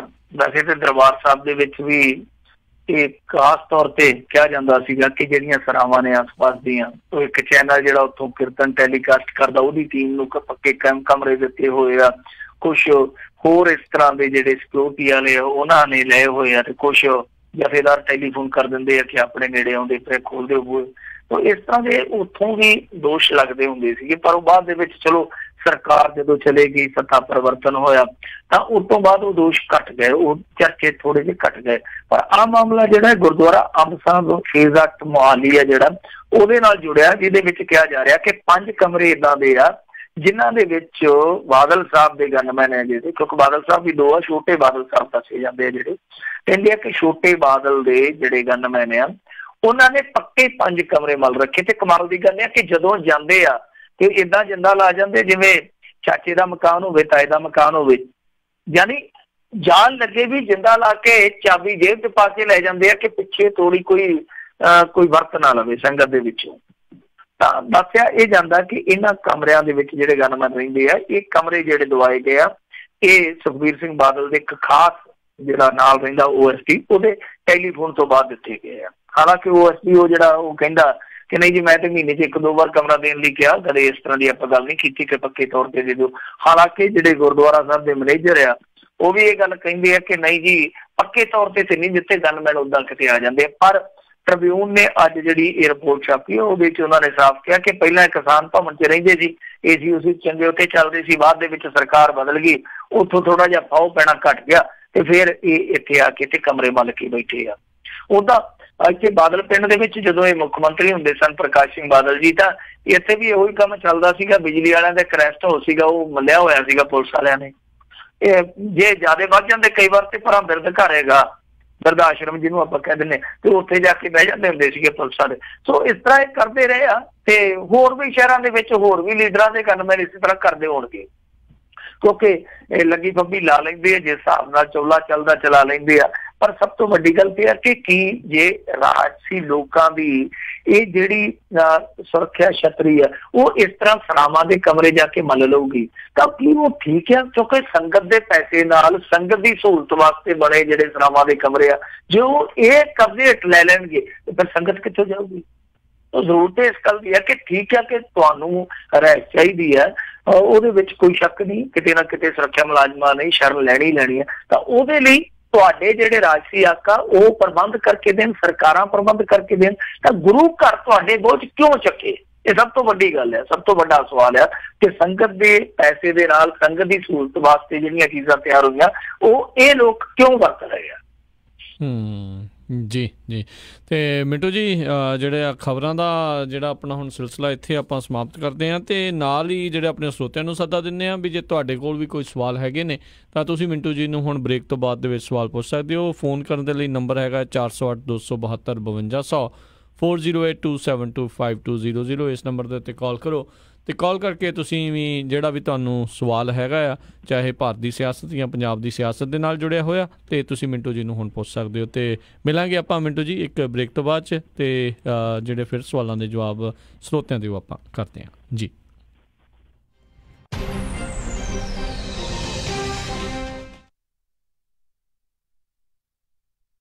ਸ਼ਾਬਾਸ਼ ਡਿੰਪੀ, ਪਿਛਲੇ ਕੁਝ ਦਿਨਾਂ ਤੋਂ ਦੇਖ ਰਿਹਾ ਆ ਬੜੇ ਟਾਈਮ ਨਾਲ ਆਉਂਦਾ ਆ, ਪੂਰੀ ਫੁਰਤੀ ਨਾਲ ਕੰਮ ਕਰਦਾ ਆ ਤੇ ਖੁਸ਼ ਵੀ ਰਹਿਣ ਲੱਗ ਪਿਆ ਆ। ਕੀ ਵਜ੍ਹਾ ਆ ਇਸ ਪਿੱਛੇ? ਬਸ ਵੀਰ ਜੀ, ਮੈਂ ਤਾਂ ਇਸ ਦਾ ਸਾਰਾ ਧੰਨਵਾਦ ਮੈਟਰੈਸ ਐਕਸਪ੍ਰੈਸ ਰੋਜ਼ਵਿਲ ਵਾਲੇ ਅੰਮ੍ਰਿਤਸਰਾਂ ਨੂੰ ਦਿੰਨਾ, ਜਿਨ੍ਹਾਂ ਨੇ ਮੈਨੂੰ ਬੜਾ ਹੀ ਆਰਾਮਦਾਇਕ ਮੈਟਰੈਸ ਦਵਾਇਆ। ਹੁਣ ਮੈਂ ਚੈਨ ਦੀ ਨੀਂਦ ਸੌਂਦਾ ਆ। ਮੈਟਰੈਸ ਐਕਸਪ੍ਰੈਸ ਰੋਜ਼ਵਿਲ, ਜਿਨ੍ਹਾਂ ਦੇ ਕੋਲੋਂ high quality mattress wholesale price ਤੇ ਮਿਲਦੇ ਹਨ। ਤੁਸੀਂ ਇੱਥੋਂ Sealy, Simmons, nature sleep, gel memory foam, adjustable base ਵਾਲੇ ਗੱਦੇ ਲੈ ਸਕਦੇ ਹੋ। ਬਾਕੀ ਵੱਡੇ ਸਟੋਰਾਂ ਨਾਲੋਂ 50 ਤੋਂ 70% ਤੱਕ ਘੱਟ ਕੀਮਤਾਂ ਹੁੰਦੀਆਂ ਹਨ। ਇਹ ਪੰਜਾਬੀ ਵਿੱਚ ਗੱਲ ਕਰਦੇ ਨੇ। ਇਹਨਾਂ ਦਾ ਐਡਰੈਸ 1811 ਡਗਲਸ ਬੁਲੇਵਾਰਡ, ਰੋਜ਼ਵਿਲ, ਰੌਸ ਸਟੋਰ ਦੇ ਨਜ਼ਦੀਕ। ਹੋਰ ਜਾਣਕਾਰੀ ਲਈ ਕਾਲ ਅੰਮ੍ਰਿਤਸਰਾਂ 5304155959, 530 415 5959। ਮੈਨੀ ਹੇਅਰ 5303007663, 530 37663। ਇਹਨਾਂ ਦੇ ਸਟੋਰ ਯੂਬਾ ਸਿਟੀ, ਡੇਵਿਸ ਅਤੇ ਫਾਲਸਮ ਵਿੱਚ ਵੀ ਹਨ। ਮਿਰਾਜ ਬੈਂਕਟ ਹਾਲ ਸੈਕਰਾਮੈਂਟੋ ਵਾਲੇ ਆਪਣੀ 5ਵੀਂ ਵਰ੍ਹੇਗੰਢ ਦੇ ਮੌਕੇ ਤੇ ਪੇਸ਼ ਕਰਦੇ ਨੇ ਬੰਪਰ ਆਫਰ, ਜਿਹੜਾ ਨਾ ਹੀ ਤੁਸੀਂ ਕਦੇ ਸੁਣਿਆ ਹੋਵੇਗਾ ਤੇ ਨਾ ਹੀ ਦੇਖਿਆ ਹੋਵੇਗਾ। 300 ਬੰਦਿਆਂ ਦਾ ਹਾਲ ਅਤੇ ਲਾਜਵਾਬ ਕੇਟਰਿੰਗ ਸਿਰਫ 29.99 ਪਰ ਪਰਸਨ ਦੇ ਹਿਸਾਬ ਦੇ ਨਾਲ, ਅਤੇ ਇਹ ਆਫਰ ਹਫਤੇ ਦੇ 7 ਦਿਨ ਅਵੇਲੇਬਲ ਹੈ। ਕਿਸੇ ਵੀ ਤਰ੍ਹਾਂ ਦਾ ਕੋਈ ਵੱਖਰਾ ਰੈਂਟ ਚਾਰਜ ਨਹੀਂ ਕੀਤਾ ਜਾਵੇਗਾ, ਅਤੇ ਇਹ ਆਫਰ 30 ਜੁਲਾਈ 2018 ਤੱਕ ਸੀਮਤ ਹੈ। ਜਲਦੀ ਤੋਂ ਜਲਦੀ ਇਸ ਆਫਰ ਦਾ ਲਾਭ ਉਠਾਉਣ ਦੇ ਲਈ ਗੱਲ ਕਰ ਸਕਦੇ ਹੋ 9168656659 ਜਾਂ ਫਿਰ 2095000001, 916 865 6659 ਜਾਂ ਫਿਰ 209 500 0001। Miraj banquet hall Sacramento. ਮੁਸੀਬਤਾਂ ਕਦੇ ਵੀ ਦੱਸ ਕੇ ਨਹੀਂ ਆਉਂਦੀਆਂ, ਇਸ ਲਈ ਖਾਲਸਾ ਇੰਸ਼ੋਰੈਂਸ ਏਜੰਸੀ ਦੇ ਲਾਈਫ ਇੰਸ਼ੋਰੈਂਸ ਪਲਾਨਸ ਲਾਈਫ ਦੇ ਵਿੱਚ ਮੁਸੀਬਤਾਂ ਲਈ ਹਮੇਸ਼ਾ ਰਹੋ ਤਿਆਰ। ਇਸ ਦੇ ਬਾਰੇ ਕੋਈ ਵੀ ਜਾਣਕਾਰੀ ਲਈ ਕਾਲ ਕਰੋ ਖਾਲਸਾ ਇੰਸ਼ੋਰੈਂਸ ਏਜੰਸੀ 408 272 2500, 408272 2500। ਹਾਂਜੀ ਜਨਾਬ, ਕਿੱਥੇ ਚੱਲੇ ਹੋ? ਬਸ ਜੀ, ਇੱਕ ਘਰ ਪਸੰਦ ਆਇਆ, ਉਸੇ ਦੀ ਆਫਰ ਕਰਨ ਚੱਲਿਆ। ਅੱਛਾ, ਲੋਨ ਅਪਰੂਵਲ ਲੈਟਰ ਤਾਂ ਹੈ ਨਾ ਤੁਹਾਡੇ ਕੋਲ? ਨਹੀਂ। ਤੇ ਫਿਰ ਕੋਈ ਤੁਹਾਨੂੰ ਘਰ ਨਹੀਂ ਦਿਖਾਉਣ ਲੱਗਾ? ਮੈਂ ਹੁਣ ਕੀ ਕਰੂੰਗਾ? ਮੇਰਾ ਘਰ ਦਾ ਸੁਪਨਾ ਕਿੱਦਾਂ ਪੂਰਾ ਹੋਏਗਾ? ਤੁਹਾਨੂੰ ਲੋੜ ਹੈ ਇੱਕ ਤਜਰਬੇਕਾਰ ਤੇ ਲੋਕਲ ਲੋਨ ਆਫਿਸਰ ਦੀ। ਮੋਹਨ ਸਿੰਘ ਚੀਮਾ ਕੋਲ ਚਲੇ ਜਾਓ, ਜੋ ਤੁਹਾਨੂੰ ਮਦਦ ਕਰ ਸਕਦੇ ਨੇ। ਅੱਛਾ। ਹਾਂ, ਮੋਹਨ ਸਿੰਘ ਚੀਮਾ ਕਰਦੇ ਨੇ ਹਰ ਤਰ੍ਹਾਂ ਦੇ ਹੋਮ ਲੋਨ, ਚਾਹੇ ਤੁਸੀਂ ਘਰ ਪਹਿਲੀ ਵਾਰ ਲੈਣਾ ਹੋਵੇ ਜਾਂ ਦੂਜੀ ਵਾਰ, ਜਾਂ ਤੁਸੀਂ ਲੈਣਾ ਹੋਵੇ ਰੈਂਟਲ ਹੋਮ। ਇੰਨਾ ਹੀ ਨਹੀਂ, ਰੀਫਾਈਨੈਂਸਿੰਗ ਵੀ ਹੋ ਜਾਂਦੀ ਹੈ। ਫਟਾਫਟ ਜਾਓ ਤੇ ਲੈ ਆਓ ਆਪਣਾ ਪ੍ਰੀ ਅਪਰੂਵਲ ਲੈਟਰ ਅੱਜ ਹੀ। ਫੇਰ ਦਿਓ ਉਹਨਾਂ ਦਾ ਨੰਬਰ, ਅੱਜ ਹੀ ਮੈਂ ਮੋਹਨ ਸਿੰਘ ਚੀਮਾ ਕੋਲੋਂ ਅਪਰੂਵਲ ਲੈਟਰ ਲੈ ਕੇ ਆਉਣਾ। ਨੰਬਰ ਨੋਟ ਕਰ 5599052575, 559 905 2575 ਤੇ NMLS ID 698952। ਘਰ ਲੈਣ ਦਾ ਸੁਪਨਾ ਪੂਰਾ ਕਰਨ ਲਈ ਯਾਦ ਰੱਖੋ ਇੱਕ ਹੀ ਨਾਮ, Mohan Singh Cheema with platinum home mortgage 5599052575, 559 905 2575। Platinum Home Mortgage Corporation is an equal housing lender and the loan is subject to credit approval. ਵਿਹਾਣੀਆਂ ਕੋਕਾ ਕੜਵਾ ਦੇ ਮਾਇਆ ਕੋਕਾ। ਮੈਂ ਕਿਹਾ ਸੁਣਦੇ ਨਹੀਂ ਜੀ, ਮੇਰੀਆਂ ਸਾਰੀਆਂ ਸਹੇਲੀਆਂ ਕੋਲ ਸੋਨੇ ਦੇ ਬੜੇ ਸੋਹਣੇ ਸੋਹਣੇ ਗਹਿਣੇ ਆ, ਇੱਕ ਮੈਂ ਹੀ ਆ ਜਿਹੜੀਆਂ ਪੁਰਾਣੀਆਂ ਜੀਆਂ ਵਾਲੀਆਂ ਪਾਈ ਫਿਰਦੀ ਨੂੰ ਕਿੰਨੇ ਸਾਲ ਹੋ ਗਏ ਆ। ਮੈਨੂੰ ਨਹੀਂ ਪਤਾ, ਮੈਨੂੰ ਵੀ ਸੋਹਣੇ ਸੋਹਣੇ ਗਹਿਣੇ ਬਣਵਾ ਕੇ ਦਿਓ। ਲੈ, ਇਹ ਕਿਹੜੀ ਗੱਲ ਆ? ਤੂੰ ਚੱਲ ਬੱਗਾ ਜੁਐਲਰਸ ਦੇ, ਮੈਂ ਤੈਨੂੰ ਹੁਣੇ ਲੈ ਕੇ ਦਿੰਨਾ ਸੋਹਣੇ ਸੋਹਣੇ ਗਹਿਣੇ, ਫਿਰ ਦੇਖੀ ਤੇਰੀ ਵੀ ਸਹੇਲੀਆਂ 'ਚ ਟੌਰ ਬਣ ਜਾਊਗੀ। ਬੱਗਾ ਜੁਐਲਰਸ ਸੈਕਰਾਮੈਂਟੋ, ਜਿੱਥੋਂ ਖਰੀਦ ਸਕਦੇ ਹੋ ਵਿਆਹ ਸ਼ਾਦੀਆਂ ਲਈ ਖੂਬਸੂਰਤ ਗਹਿਣੇ ਤੇ ਨਾਲ ਹੀ ਸੋਨੇ ਦੇ ਬਦਲੇ ਕੈਸ਼ ਵੀ ਲੈ ਸਕਦੇ ਹੋ। ਵਿਆਹ ਸ਼ਾਦੀ ਜਾਂ ਕਿਸੇ ਵੀ ਇਵੈਂਟ ਤੇ ਡੈਕੋਰੇਸ਼ਨ ਵੀ ਕਰਦੇ ਹਨ ਤੇ ਹਰ ਤਰ੍ਹਾਂ ਦੇ ਕਸਟਮ ਗਹਿਣੇ ਤਿਆਰ ਕਰਵਾ ਸਕਦੇ ਹੋ। ਹੋਰ ਜਾਣਕਾਰੀ ਲਈ ਕਾਲ ਕਰੋ ਜੌਨੀ ਜੀ ਨੂੰ 9169128842, 916 912 8842। ਪਤਾ ਨੋਟ ਕਰੋ 6930 65th street, number 115, Chinatown supermarket, Sacramento. Phone number 916 912 8842, 9169128842। Bagga jewellers Sacramento. West Sacramento ਵਿੱਚ ਇੰਡੀਅਨ ਰੈਸਟੋਰੈਂਟ ਅਤੇ ਪੀਜ਼ਾ ਸੇਲ ਤੇ ਹੈ। 5000 ਸਕੁਅਰ ਫਿਟ 165 ਜਾਣਿਆਂ ਦੀ ਸੀਟਿੰਗ ਕਪੈਸਿਟੀ ਹੈ ਤੇ 200 ਜਾਣਿਆਂ ਦਾ ਪਾਰਟੀ ਹਾਲ ਵੀ ਹੈ। ਬਹੁਤ ਹੀ ਵਧੀਆ ਲੋਕੇਸ਼ਨ ਤੇ ਸਥਿਤ ਹੈ। ਓਨਰ ਆਊਟ ਆਫ ਸਟੇਟ ਹੋਣ ਕਰਕੇ ਇਸ ਨੂੰ ਸੈਲ ਕਰ ਰਹੇ ਹਨ। ਹੋਰ ਜਾਣਕਾਰੀ ਲਈ ਕਾਲ ਕਰੋ 7758702062 775 870 2062 7758702062। ਐਕਸਪ੍ਰੈਸ ਟਰਾਂਸਪੋਰਟੇਸ਼ਨ ਯੂਬਾ ਸਿਟੀ ਵਾਲਿਆਂ ਨੂੰ ਓਨਰ ਆਪਰੇਟਰਸ ਦੀ ਜ਼ਰੂਰਤ ਹੈ। ਇਹਨਾਂ ਦੇ ਪੱਕੇ ਲੋਡ ਨਾਰਥ ਆਫ ਸਟਾਕਟਨ ਦੇ 200 ਮਾਈਲ ਰੇਡੀਅਸ ਦੇ ਵਿੱਚ ਹਨ ਅਤੇ ਇਹਨਾਂ ਦੇ ਲੌਂਗ ਰੂਟ ਦੇ ਲੋਡ ਸਟਾਕਟਨ ਤੋਂ ਐਰੀਜ਼ੋਨਾ ਦੇ ਹਨ। 50% ਲੋਡ ਹੁੱਕ ਐਂਡ ਡ੍ਰੌਪ ਦੇ ਹਨ। 75% ਲੋਡ ਕੰਟੇਨਰ ਵਾਲੇ ਹਨ। ਡਰਾਈਵਰਸ ਨੂੰ 50 ਸੈਂਟ ਪਰ ਮਾਈਲ ਮਿਲਣਗੇ। ਲੋਕਲ ਚਲਾਉਣ ਵਾਲੇ ਰੋਜ਼ਾਨਾ $250 ਤੋਂ $300 ਕਮਾ ਸਕਦੇ ਹਨ। ਹੋਰ ਜਾਣਕਾਰੀ ਲਈ ਕਾਲ 530 419 4543 530 419 4543। ਸਤਿ ਸ਼੍ਰੀ ਅਕਾਲ ਜੀ, ਮੈਂ ਹਾਂ ਸੁਲਤਾਨਾ ਨੂਰਾ। ਸਤਿ ਸ਼੍ਰੀ ਅਕਾਲ ਜੀ, ਮੈਂ ਹਾਂ ਜੋਤੀ ਨੂਰਾ। ਤੁਸੀਂ ਸੁਣ ਰਹੇ ਹੋ ਪੰਜਾਬੀ ਰੇਡੀਓ USA।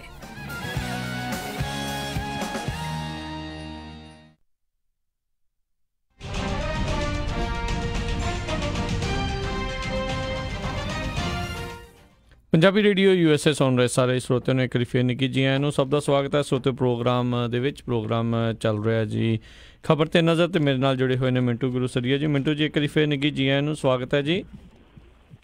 ਸ਼ੁਕਰੀਆ ਜੀ। ਤੇ ਸਰੋਤਿਓ ਤੁਸੀਂ ਵੀ ਜੇ ਕਾਲ ਕਰਕੇ ਮਿੰਟੂ ਜੀ ਨੂੰ ਸਵਾਲ ਪੁੱਛਣਾ ਚਾਹੁੰਦੇ ਹੋ ਤਾਂ ਉਸ ਦੇ ਲਈ ਨੰਬਰ ਹੈਗਾ ਜੀ 408 272 5200 4082725200। ਤੇ ਸਾਰੇ ਸਰੋਤਿਆਂ ਨੂੰ ਬੇਨਤੀ ਹੈ ਵੀ ਜਲਦੀ ਜਿਹੜਾ ਆਪਣੇ ਜਿਹੜੇ ਸਵਾਲ ਪੁੱਛਣ ਦੀ ਕੋਸ਼ਿਸ਼ ਕਰੇ ਤਾਂ ਜੋ ਵੱਧ ਤੋਂ ਵੱਧ ਆਪਣੇ ਕਾਲਰਸ ਆਪਾਂ ਲੈ ਸਕੀਏ। ਜਸਵਿੰਦਰ ਗਰੇਵਾਲ ਜੀ, ਸਵਾਗਤ ਹੈ। ਸਤਿ ਸ਼੍ਰੀ ਅਕਾਲ। ਸਤਿ ਸ਼੍ਰੀ ਅਕਾਲ ਜੀ। ਜੀ ਕੀ ਸਵਾਲ ਹੈ ਜੀ? ਮੈਂ ਜਸਵਿੰਦਰ ਗਰੇਵਾਲ ਸੈਕਰਾਮੈਂਟੋ ਤੋਂ ਬੋਲ ਰਿਹਾ ਜੀ। ਸਵਾਲ ਪੁੱਛੋ ਜੀ। ਮੇਰਾ ਸਵਾਲ ਨਹੀਂ, ਮੇਰੀ ਤਾਂ ਰਿਕਵੈਸਟ ਹੈ ਕਿ ਜਿਹੜਾ ਬਾਪੂ ਸੂਰਤ ਸਿੰਘ ਖਾਲਸਾ ਭੁੱਖ ਹੜਤਾਲ ਤੇ ਬੈਠੇ ਸੀ ਵੀ ਉਹਨਾਂ ਬਾਰੇ ਕੋਈ ਨੌਲੇਜ ਹੈ ਵੀ ਜਿੰਦੇ ਨੇ ਜਾਂ ਕਿ ਠੀਕ ਆ ਜਾਂ ਕਿ ਹਾਲਤ ਕਿਵੇਂ? ਠੀਕ ਹੈ ਜੀ। ਨਹੀਂ, ਉਹ ਠੀਕ ਠਾਕ ਨੇ, ਐਸੀ ਗੱਲ ਨਹੀਂ ਹੈ, ਚੜ੍ਹਦੀ ਕਲਾ 'ਚ ਹੀ ਹੈ ਜਿੰਦਾ ਨੇ ਉਹ। ਪਰ ਬਹੁਤੀ ਉਹਨਾਂ ਦੀ ਹੈਲਥ ਦੀ ਅਪਡੇਟ ਨਹੀਂ ਮਿਲਦੀ ਅੱਜ ਕੱਲ੍ਹ, ਕਿਉਂਕਿ ਅੱਗੇ ਉਹਨਾਂ ਦਾ ਇੱਕ ਪੇਜ ਬਣਿਆ ਸੀਗਾ, ਅਪਡੇਟ ਹੁੰਦੀ ਸੀਗੀ ਰੈਗੂਲਰ, ਤਾਂ ਹੁਣ ਉਹ ਹੁੰਦੀ ਨਹੀਂ ਹੈ। ਪਰ ਮੈਨੂੰ ਨਾ ਕਈ ਵਾਰ ਮੈਨੂੰ ਯਾਦ ਤੇ ਆ ਕੇ ਮੈਂ ਭੁੱਲ ਜਾਂਦਾ ਜਲਦੀ, ਭੁਲੱਕੜ ਆਦਮੀ ਆ।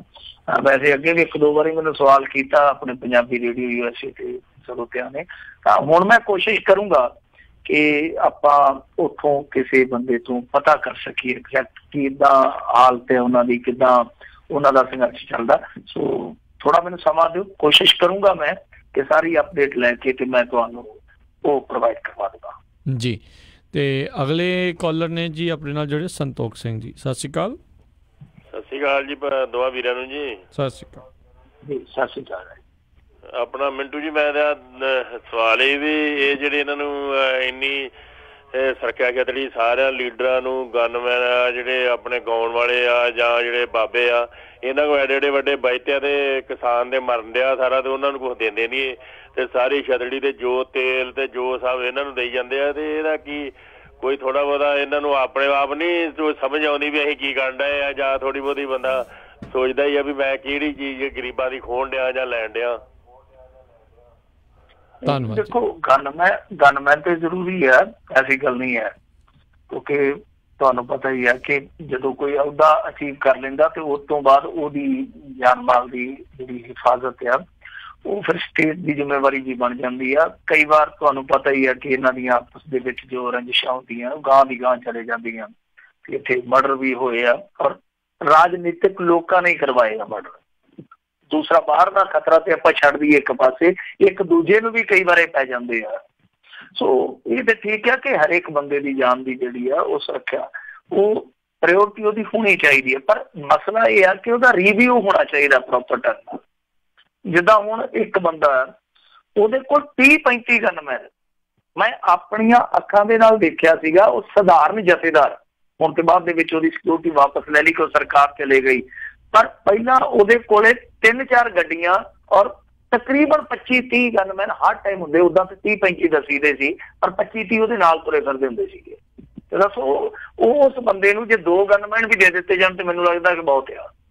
ਜੋ ਮੇਰੀ ਜ਼ਿਆਤੀ ਸੋਚ ਆ ਜੋ ਦੇਖ ਕੇ ਤਜਰਬਾ ਆਪਾਂ ਕੱਢਦੇ ਹਾਂ ਕਿਸੇ ਵੀ ਚੀਜ਼ ਦਾ, ਤਾਂ ਉਹ ਤਜਰਬਾ ਇਹੋ ਹੀ ਨਿਕਲਦਾ ਕਿ 2 ਬੰਦਿਆਂ ਨਾਲ ਵੀ ਸਰ ਸਕਦਾ ਪਰ ਉੱਥੇ 20-25 ਤੁਰੇ ਫਿਰਦੇ ਨਾਲ। ਤਾਂ ਏਦਾਂ ਹੀ ਆ ਅੱਜ ਤਾਂ ਹੁਣ ਜਿਵੇਂ ਤੁਸੀਂ ਗੱਲ ਕੀਤੀ ਹੈ, ਗੱਲ ਜਿਹੜੀ ਕਰਨ ਵਾਲੀ ਆ ਕਿ ਜਿਹੜੇ ਸਾਧੂ ਸੰਤ ਆ ਜਿਹੜੇ ਕਹਿੰਦੇ ਆ ਕਿ ਮੌਤ ਆ ਟਾਲੇ, ਮੌਤ ਨੇ ਆਉਣਾ ਹੀ ਆਉਣਾ, ਜ਼ਿੰਦਗੀ ਜੀ ਕੇ ਨਜ਼ਾਰੇ ਨਾਲ ਜੀ ਕੇ ਦੇਖਣੀ ਚਾਹੀਦੀ ਆ, ਬੜੀਆਂ ਵੱਡੀਆਂ ਗੱਲਾਂ ਕਰਦੇ ਉਪਦੇਸ਼ ਦਿੰਦੇ ਆ, ਉਹ ਵੀ ਇਸ ਤਰ੍ਹਾਂ ਦੀ ਸੁਰੱਖਿਆ ਛਤਰੀ ਲਈ ਬੈਠੇ ਆ। ਔਰ ਕਮਾਲ ਦੀ ਗੱਲ ਆ ਕਿ ਸਾਡਾ ਉਹ ਵੀ ਜਦੋਂ ਬਾਜ਼ਾਰ ਚੋਂ ਲੰਘਦਾ ਤੇ ਘੂੰ ਕਰਦਾ ਲੰਘਦਾ, ਅੰਗਰੇਜ਼ ਪੁੱਛਦੇ ਹੋਣੇ ਆ ਕਿ ਕੌਣ ਜਾਂਦਾ, ਤੇ ਫਿਰ ਉੱਥੇ ਪਤਾ ਨਹੀਂ ਗਾਈਡ ਕਿੱਦਾਂ ਦੱਸਦੇ ਹੋਣੇ ਆ ਕਿ ਕੌਣ ਆ। ਸੋ ਉਹ ਸੁਰੱਖਿਆ ਛਤਰੀ ਹੈ ਜਿਹੜੀ, ਉਹ ਵੀ ਲੋਕਾਂ ਦੇ ਪੱਲੇ ਪੈ ਰਹੀ ਆ। ਹਾਂ, ਇਹਦਾ ਰਿਵਿਊ ਹੋਣਾ ਚਾਹੀਦਾ ਪ੍ਰੋਪਰ। ਇੱਥੇ ਕੀ ਕਰਦੇ ਆ, ਕੁਛ ਸੰਗਠਨ ਬਣਾ ਲੈਂਦੇ ਆ, ਖਾਸ ਫਿਰਕੇ ਦੇ ਉਹ ਲੋਕ ਆ, ਔਰ ਖਾਸ ਫਿਰਕੇ ਨੂੰ ਟਾਰਗੇਟ ਕਰਕੇ ਕੁਝ ਝੰਡੇ ਵੰਡੇ ਸਾੜ ਕੇ, ਕੁਝ ਬੱਸ ਨੂੰ ਕੋਈ ਜ਼ੋਰ ਨਹੀਂ ਚੱਲਦਾ, ਜਿੱਦਾਂ ਖਬਰ ਲਵਾਉਣੀ ਹੁੰਦੀ ਉਹ ਜਿਹੜੀ ਬੱਸ ਜਾਂਦੀ ਸਦਾ ਸਰਹੰਦ, ਉਹਦੇ ਤੇ 4 ਪੱਥਰ ਸੁੱਟ ਦਿੰਦੇ ਆ ਤੇ ਬਾਅਦ ਦੇ ਵਿੱਚ ਕਹਿ ਦਿੰਦੇ ਸਾਨੂੰ ਖਤਰਾ ਹੋ ਗਿਆ, ਗਨਮੈਨ ਲੈ ਲੈਂਦੇ ਆ। ਸੋ ਰਿਵਿਊ ਹੋਣਾ ਚਾਹੀਦਾ ਔਰ ਇੱਕ ਐਸਾ ਪੂਲ ਬਣਾਉਣਾ ਚਾਹੀਦਾ, ਜੋ ਮੇਰਾ ਨਜ਼ਰੀਆ ਹੈ ਇਸ ਮਾਮਲੇ 'ਚ, ਕਿ ਇੱਕ ਪੂਲ ਬਣਾਉਣਾ ਚਾਹੀਦਾ ਇਹਨਾਂ ਸਿਕਿਉਰਿਟੀ ਗਾਰਡਸ ਦਾ, ਜਿਨ੍ਹਾਂ ਦੇ ਵਿੱਚ ਬਹੁਤ ਫਰਤੀਲੇ ਬੰਦੇ ਹੋਣ, ਬਹੁਤ ਜਸ਼ੀਲੇ ਬੰਦੇ ਹੋਣ, ਔਰ ਜਿਹੜੇ 2 ਹੀ ਦਸਾਂ ਦਾ ਕੰਮ ਕਰਦੇ ਹੋਣ।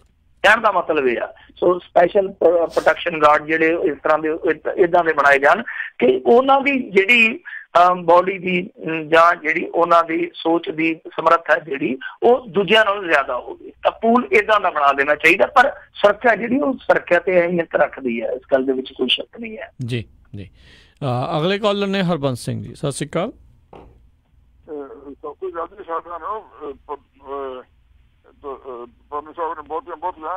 ਮੈਂ ਪੁੱਛਣਾ ਇਹ ਚਾਹੁੰਦਾ ਕਿ ਇੱਕ ਹੋਰ ਬਾਬੇ ਦੇ ਬਥੇਰੇ ਕਈ ਪਹਿਲਾਂ ਆ ਸਕੇ, ਇੱਕ ਬਾਬਾ ਹੋਰ ਨਵਾਂ ਜਿਹਾ ਕੋਈ ਤੁਸੀਂ ਆਪਣੇ ਰੇਡੀਓ ਤੇ ਇੱਕ ਦਿਨ ਖਬਰ ਸੀਗੀ ਕਿ ਉਹ ਮੁਰਦਿਆਂ ਨੂੰ ਜੀਂਦੇ ਕਰਦਾ, ਉਹ ਕਿਹੜਾ ਬਾਬਾ ਤੇ ਕੀ ਕਰਦਾ ਹੁੰਦਾ ਉਹ ਜੋ ਤੇ ਕੀ ਕਿੱਥੇ ਕੀ ਗੱਲ ਚੱਕਰ ਉਹਦਾ? ਮੁਰਦਿਆਂ ਨੂੰ ਜਿੰਦਾ ਕਰ ਦਿੰਦਾ ਜੀ। ਕਹਿੰਦੇ ਉਹ ਖਬਰ ਮੈਂ ਵੀ ਪੜ੍ਹੀ ਆ, ਉਹ ਕੋਈ ਉੱਥੇ ਏਅਰਪੋਰਟ ਤੋਂ ਫੜ ਕੇ ਲਿਆਂਦਾ ਉਹ ਹਸਤੀ ਫੜ ਕੇ ਲਿਆਂਦੀ ਆ, ਕੋਈ ਬਜਿੰਦਰ ਸਿੰਘ ਸ਼ਾਇਦ ਉਹਦਾ ਨਾਮ ਆ ਜੀ। ਉਹ ਮੈਨੂੰ ਨਹੀਂ ਪਤਾ ਕਿਉਂਕਿ ਮੈਂ ਬਾਬਿਆਂ ਦੀ ਦੁਨੀਆ ਤੋਂ ਬਹੁਤਾ ਵਾਕਫ ਨਹੀਂ ਹੈ। ਸੋ ਕਈਆਂ ਦਾ ਇੰਟਰਸਟ ਹੁੰਦਾ, ਉਹਨਾਂ ਨੂੰ ਪਤਾ ਕਿ ਕਿਰਪਾ ਕਿਹਦੀ ਜ਼ਿਆਦਾ ਆ ਰਹੀ ਹੈ, ਕਿਰਪਾ ਕਿਹਦੀ ਘੱਟ ਆ ਰਹੀ ਆ। ਮੇਰਾ ਇੰਟਰਸਟ ਘੱਟ ਹੈ ਇਹਨਾਂ ਬਾਬਿਆਂ ਬੂਬਿਆਂ 'ਚ, ਪਰ ਮੈਂ ਉਹ ਖਬਰ ਜ਼ਰੂਰ ਪੜ੍ਹੀ ਆ। ਉਹਨੂੰ ਕੋਈ ਤੋਂ ਦਿੱਲੀ ਦੇ ਏਅਰਪੋਰਟ ਤੋਂ ਫੜਿਆ ਗਿਆ ਵਾ ਔਰ ਮੋਹਾਲੀ ਪੁਲਿਸ ਫੜ ਕੇ ਲਿਆਂਦੀ। ਉਹਦੇ ਤੇ ਵੀ ਉਹੀ ਕੇਸ ਹੈ ਜਿਹੜਾ ਅੱਜ ਕੱਲ੍ਹ ਜ਼ਿਆਦਾਤਰ ਬਾਬਿਆਂ ਤੇ ਪੈਂਦਾ, ਬਲਾਤਕਾਰ ਵਾਲਾ ਜੀ। ਔਰ ਬਾਬਿਆਂ ਦੀ ਜੇ ਗੱਲ ਕਰੋਗੇ, ਟਵਾਣੇ ਫੜਿਆ ਗਿਆ, ਇੱਥੋਂ ਮਾਨਸੇ ਦਾ ਬੰਦਾ ਸੀ, ਇੱਕ ਜਲੇਬੀਆਂ ਕੱਢਦਾ ਸੀ, ਇੱਥੋਂ ਘਾਟਾ ਕੂਟਾ ਪਿਆ ਰੇਹੜੀ 'ਚੋਂ ਤੇ ਉੱਥੇ ਟਵਾਣੇ ਜਾ ਕੇ ਰੇਹੜੀ ਲਾ ਲਈ ਜਲੇਬੀਆਂ ਦੀ। ਫਿਰ ਰੇਹੜੀ ਲਾਉਂਦੇ ਨੇ ਰੇਹੜਾ ਹੀ ਰੋੜ ਲਿਆ ਤੇ ਉੱਥੇ ਮੰਦਿਰ ਬਣਾ ਕੇ ਬਹਿ ਗਿਆ, ਉੱਥੇ ਪੁੱਛਾਂ ਦੇਣ ਲੱਗ ਪਿਆ, ਕੰਮ ਜ਼ਿਆਦਾ ਚੜ ਗਿਆ ਤੇ 90 ਵੀਡੀਓ ਵਾਇਰਲ ਹੋਈਆਂ ਨੇ ਉਹਦੀਆਂ, ਸੰਬੰਧ ਬਣਾਉਂਦਿਆਂ ਦੀਆਂ ਉਹਦੀਆਂ 90 ਵੀਡੀਓ ਵਾਇਰਲ ਹੋਈਆਂ, ਹਿਸਾਬ ਲਾ ਲਓ ਤੁਸੀਂ। ਬਾਬਿਆਂ ਦਾ ਕੰਮ ਕਰ ਇਸ ਤਰ੍ਹਾਂ ਦਾ ਹੀ ਆ। ਤੇ ਮੈਨੂੰ ਨਹੀਂ ਪਤਾ ਉਹ ਕਿਸ ਕਮਿਊਨਿਟੀ ਦੇ ਨਾਲ ਬਿਲੋਂਗ ਕਰਦਾ ਉਹ ਬਾਬਾ, ਕੀ ਉਹਦਾ ਪਖੰਡ ਵਾ, ਕੀ ਉਹਦਾ ਜੁਰਮ ਆ, ਪਰ ਜੋ ਅਖਬਾਰ ਦੀ ਖਬਰ ਸੀ ਉਹਦੇ ਮੁਤਾਬਕ ਤੇ ਇਹੋ ਹੀ ਆ ਕਿ ਉਹਦੇ ਤੇ ਕੋਈ ਰੇਪ ਦਾ ਕੋਈ ਕੇਸ ਸੀਗਾ ਜੀ। ਪਿਛਲੇ ਦਿਨਾਂ 'ਚ ਹਾਂਜੀ ਇੱਕ ਬਾਬਾ ਸੀਗਾ, ਆਈ ਥਿੰਕ ਜਿਹੜੀ ਗੱਲ ਕਹਿ ਰਹੇ ਆ ਵੀ ਆਈ ਥਿੰਕ ਈਸਾਈ ਮਤ ਦਾ ਜਿਹੜਾ ਆ ਉਹ ਸੀਗਾ, ਉਹ ਹਾਲੇਲੂਇਆ ਵਾਲਾ ਹੋਣਾ ਸ਼ਾਇਦ। ਹਾਂਜੀ, ਉਹ ਵੀ ਇੱਕ ਬਹੁਤ ਅੱਜ ਕੱਲ ਮਸ਼ਹੂਰ ਹੈ ਨਾ ਫਿਕਰਾ, ਹਾਲੇਲੂਇਆ। ਬਿਲਕੁਲ ਉਹੀ ਆ। ਫਿਰ ਉਹ ਬਜਿੰਦਰ ਸਿੰਘ ਫਿਰ ਉਹੀ ਸੀਗਾ ਜੀ ਜੀ। ਅਗਲੇ ਕਾਲਰ ਨੇ ਗੁਰਸੇਵਕ ਜੀ, ਸਤਿ ਸ਼੍ਰੀ ਅਕਾਲ ਜੀ। ਸਤਿ ਸ਼੍ਰੀ ਅਕਾਲ ਜੀ। ਮੈਂ ਜੀ ਇਹ ਤੁਹਾਨੂੰ ਪੁੱਛਣਾ ਸੀਗਾ ਵੀ ਜਿਵੇਂ ਡੋਪ ਟੋਸ ਦਾ ਰੌਲਾ ਪਿਆ ਸੀਗਾ ਆਪਣੇ, ਉਹ ਤਾਂ ਬੇਬੁਨਿਆਦ ਸੀ। ਜੇ ਇਹੋ ਜਿਹੀ ਕੋਈ ਸੰਸਥਾ ਹੋਵੇ ਜਾਂ ਪਿੰਡਾਂ ਦੇ ਵਿੱਚ ਜਿਵੇਂ ਕਮੇਟੀਆਂ ਬਣੀਆਂ ਵੀਆਂ ਨਸ਼ਿਆਂ ਨੂੰ ਫੜਨ ਵਾਲੀਆਂ, ਇਹੋ ਜਿਹੀ ਕੋਈ ਕਮੇਟੀ ਬਣਾ ਕੇ ਜਿਹੜੇ ਸਾਡੇ ਨੌਜਵਾਨ ਮੁੰਡੇ ਕੁੜੀਆਂ ਬੱਚੇ ਆ ਉਹਨਾਂ ਦਾ ਡੋਪ ਟੈਸਟ ਕੀਤਾ ਜਾਵੇ, ਜਿਵੇਂ ਹੋਰ ਬਹੁਤ ਬਿਮਾਰੀਆਂ ਤੋਂ ਘਾਤਕ ਨਿਕਲਦੇ ਆ, ਤੇ ਇਹਦੇ ਨਾਲ ਕੋਈ ਸਾਡਾ ਫਾਇਦਾ ਹੋ ਸਕੂਗਾ ਜੀ? ਧੰਨਵਾਦ ਜੀ। ਨਹੀਂ, ਤੁਸੀਂ ਇਸ ਤਰ੍ਹਾਂ ਡੋਪ ਟੈਸਟ ਕਿਸ ਅਥਾਰਟੀ ਨਾਲ ਕਰ ਲਓਗੇ? ਸਰਕਾਰੀ ਮੁਲਾਜ਼ਮਾਂ, ਸਰਕਾਰੀ ਕਰਮਚਾਰੀ ਜਾਂ ਸੰਵਿਧਾਨਕ ਅਹੁਦੇ ਬੈਠੇ ਤੇ ਜਿਹੜੇ ਲੋਕ ਉਹ ਡੋਪ ਟੈਸਟ ਦੀ ਜਦ 'ਚ ਤੁਸੀਂ ਲੈ ਆਓਗੇ। ਤੁਸੀਂ ਇਸ ਤਰ੍ਹਾਂ ਆਮ ਸਿਵਿਲੀਅਨ ਨੂੰ ਕਿਵੇਂ ਡੋਪ ਟੈਸਟ ਦੇ ਦਾਇਰੇ 'ਚ ਲੈ ਆਓਗੇ? ਜਾਂ ਤਾਂ ਕੋਈ ਖੇਡਦਾ ਹੋਵੇ ਕਿਸੇ ਫੈਡਰੇਸ਼ਨ ਦੇ ਤਹਿਤ ਜਾਂ ਕਿਸੇ ਹੋਰ ਅਥਾਰਟੀ ਦੇ ਤਹਿਤ। ਤੁਸੀਂ ਇੱਕ ਸਿਵਿਲੀਅਨ ਬੱਚੀ ਦਾ ਇਸ ਤਰ੍ਹਾਂ ਕਿਵੇਂ ਡੋਪ ਟੈਸਟ ਕਰ ਲਓਗੇ? ਸਭ ਤੋਂ ਵੱਡਾ ਤਾਂ ਇਹ ਸਵਾਲ ਹੈ। ਦੂਜੀ ਗੱਲ ਇਹ ਆ ਕਿ ਜੇ ਡੋਪ ਟੈਸਟ ਹੀ ਕੱਢਣਾ ਤੇ ਸਭ ਤੋਂ ਪਹਿਲਾਂ ਜਿਹੜਾ ਕੰਮ ਕਰਨ ਵਾਲਾ ਉਹ ਸਟੱਡੀ ਕਰਨੀ ਚਾਹੀਦੀ ਹੈ। ਪੂਰੇ ਪੰਜਾਬ ਦੀ ਇੱਕ ਸਟੱਡੀ ਹੋਣੀ ਚਾਹੀਦੀ ਹੈ, ਅਧਿਐਨ ਹੋਣਾ ਚਾਹੀਦਾ। ਉਹਦੇ ਵਿੱਚ ਸਭ ਤੋਂ ਪਹਿਲਾਂ ਤੇ ਇਹ ਜਾਣਿਆ ਜਾਵੇ ਕਿ ਇਹ ਨਸ਼ੇ ਵੱਲ ਆਕ੍ਰਿਸ਼ਟ ਕਿਉਂ ਹੁੰਦੇ ਆ, ਪੰਜਾਬੀ ਅਟਰੈਕਟਿਵ ਕਿਉਂ ਹੁੰਦੇ ਆ। ਸਭ ਤੋਂ ਵੱਡੀ ਗੱਲ ਤੇ ਇਹ ਆ ਕਿ ਕਿਉਂ ਅਟਰੈਕਟ ਹੁੰਦੇ ਆ। ਜ਼ਰੂਰਤ ਇਸ ਗੱਲ ਦੀ ਹੈ ਕਿ ਅਧਿਐਨ ਕੀਤਾ ਜਾਵੇ ਔਰ ਉਸ ਤੋਂ ਬਾਅਦ ਇੱਕ ਅਧਿਐਨ ਇਹ ਹੋਵੇ ਕਿ ਕੁੱਲ ਗਿਣਤੀ ਕਿੰਨੀ ਹੈ ਨਸ਼ੇੜੀਆਂ ਦੀ ਔਰ ਉਹ ਨਸ਼ੇੜੀ ਕਾਹਦੇ ਨਸ਼ੇ ਕਰਦੇ ਆ।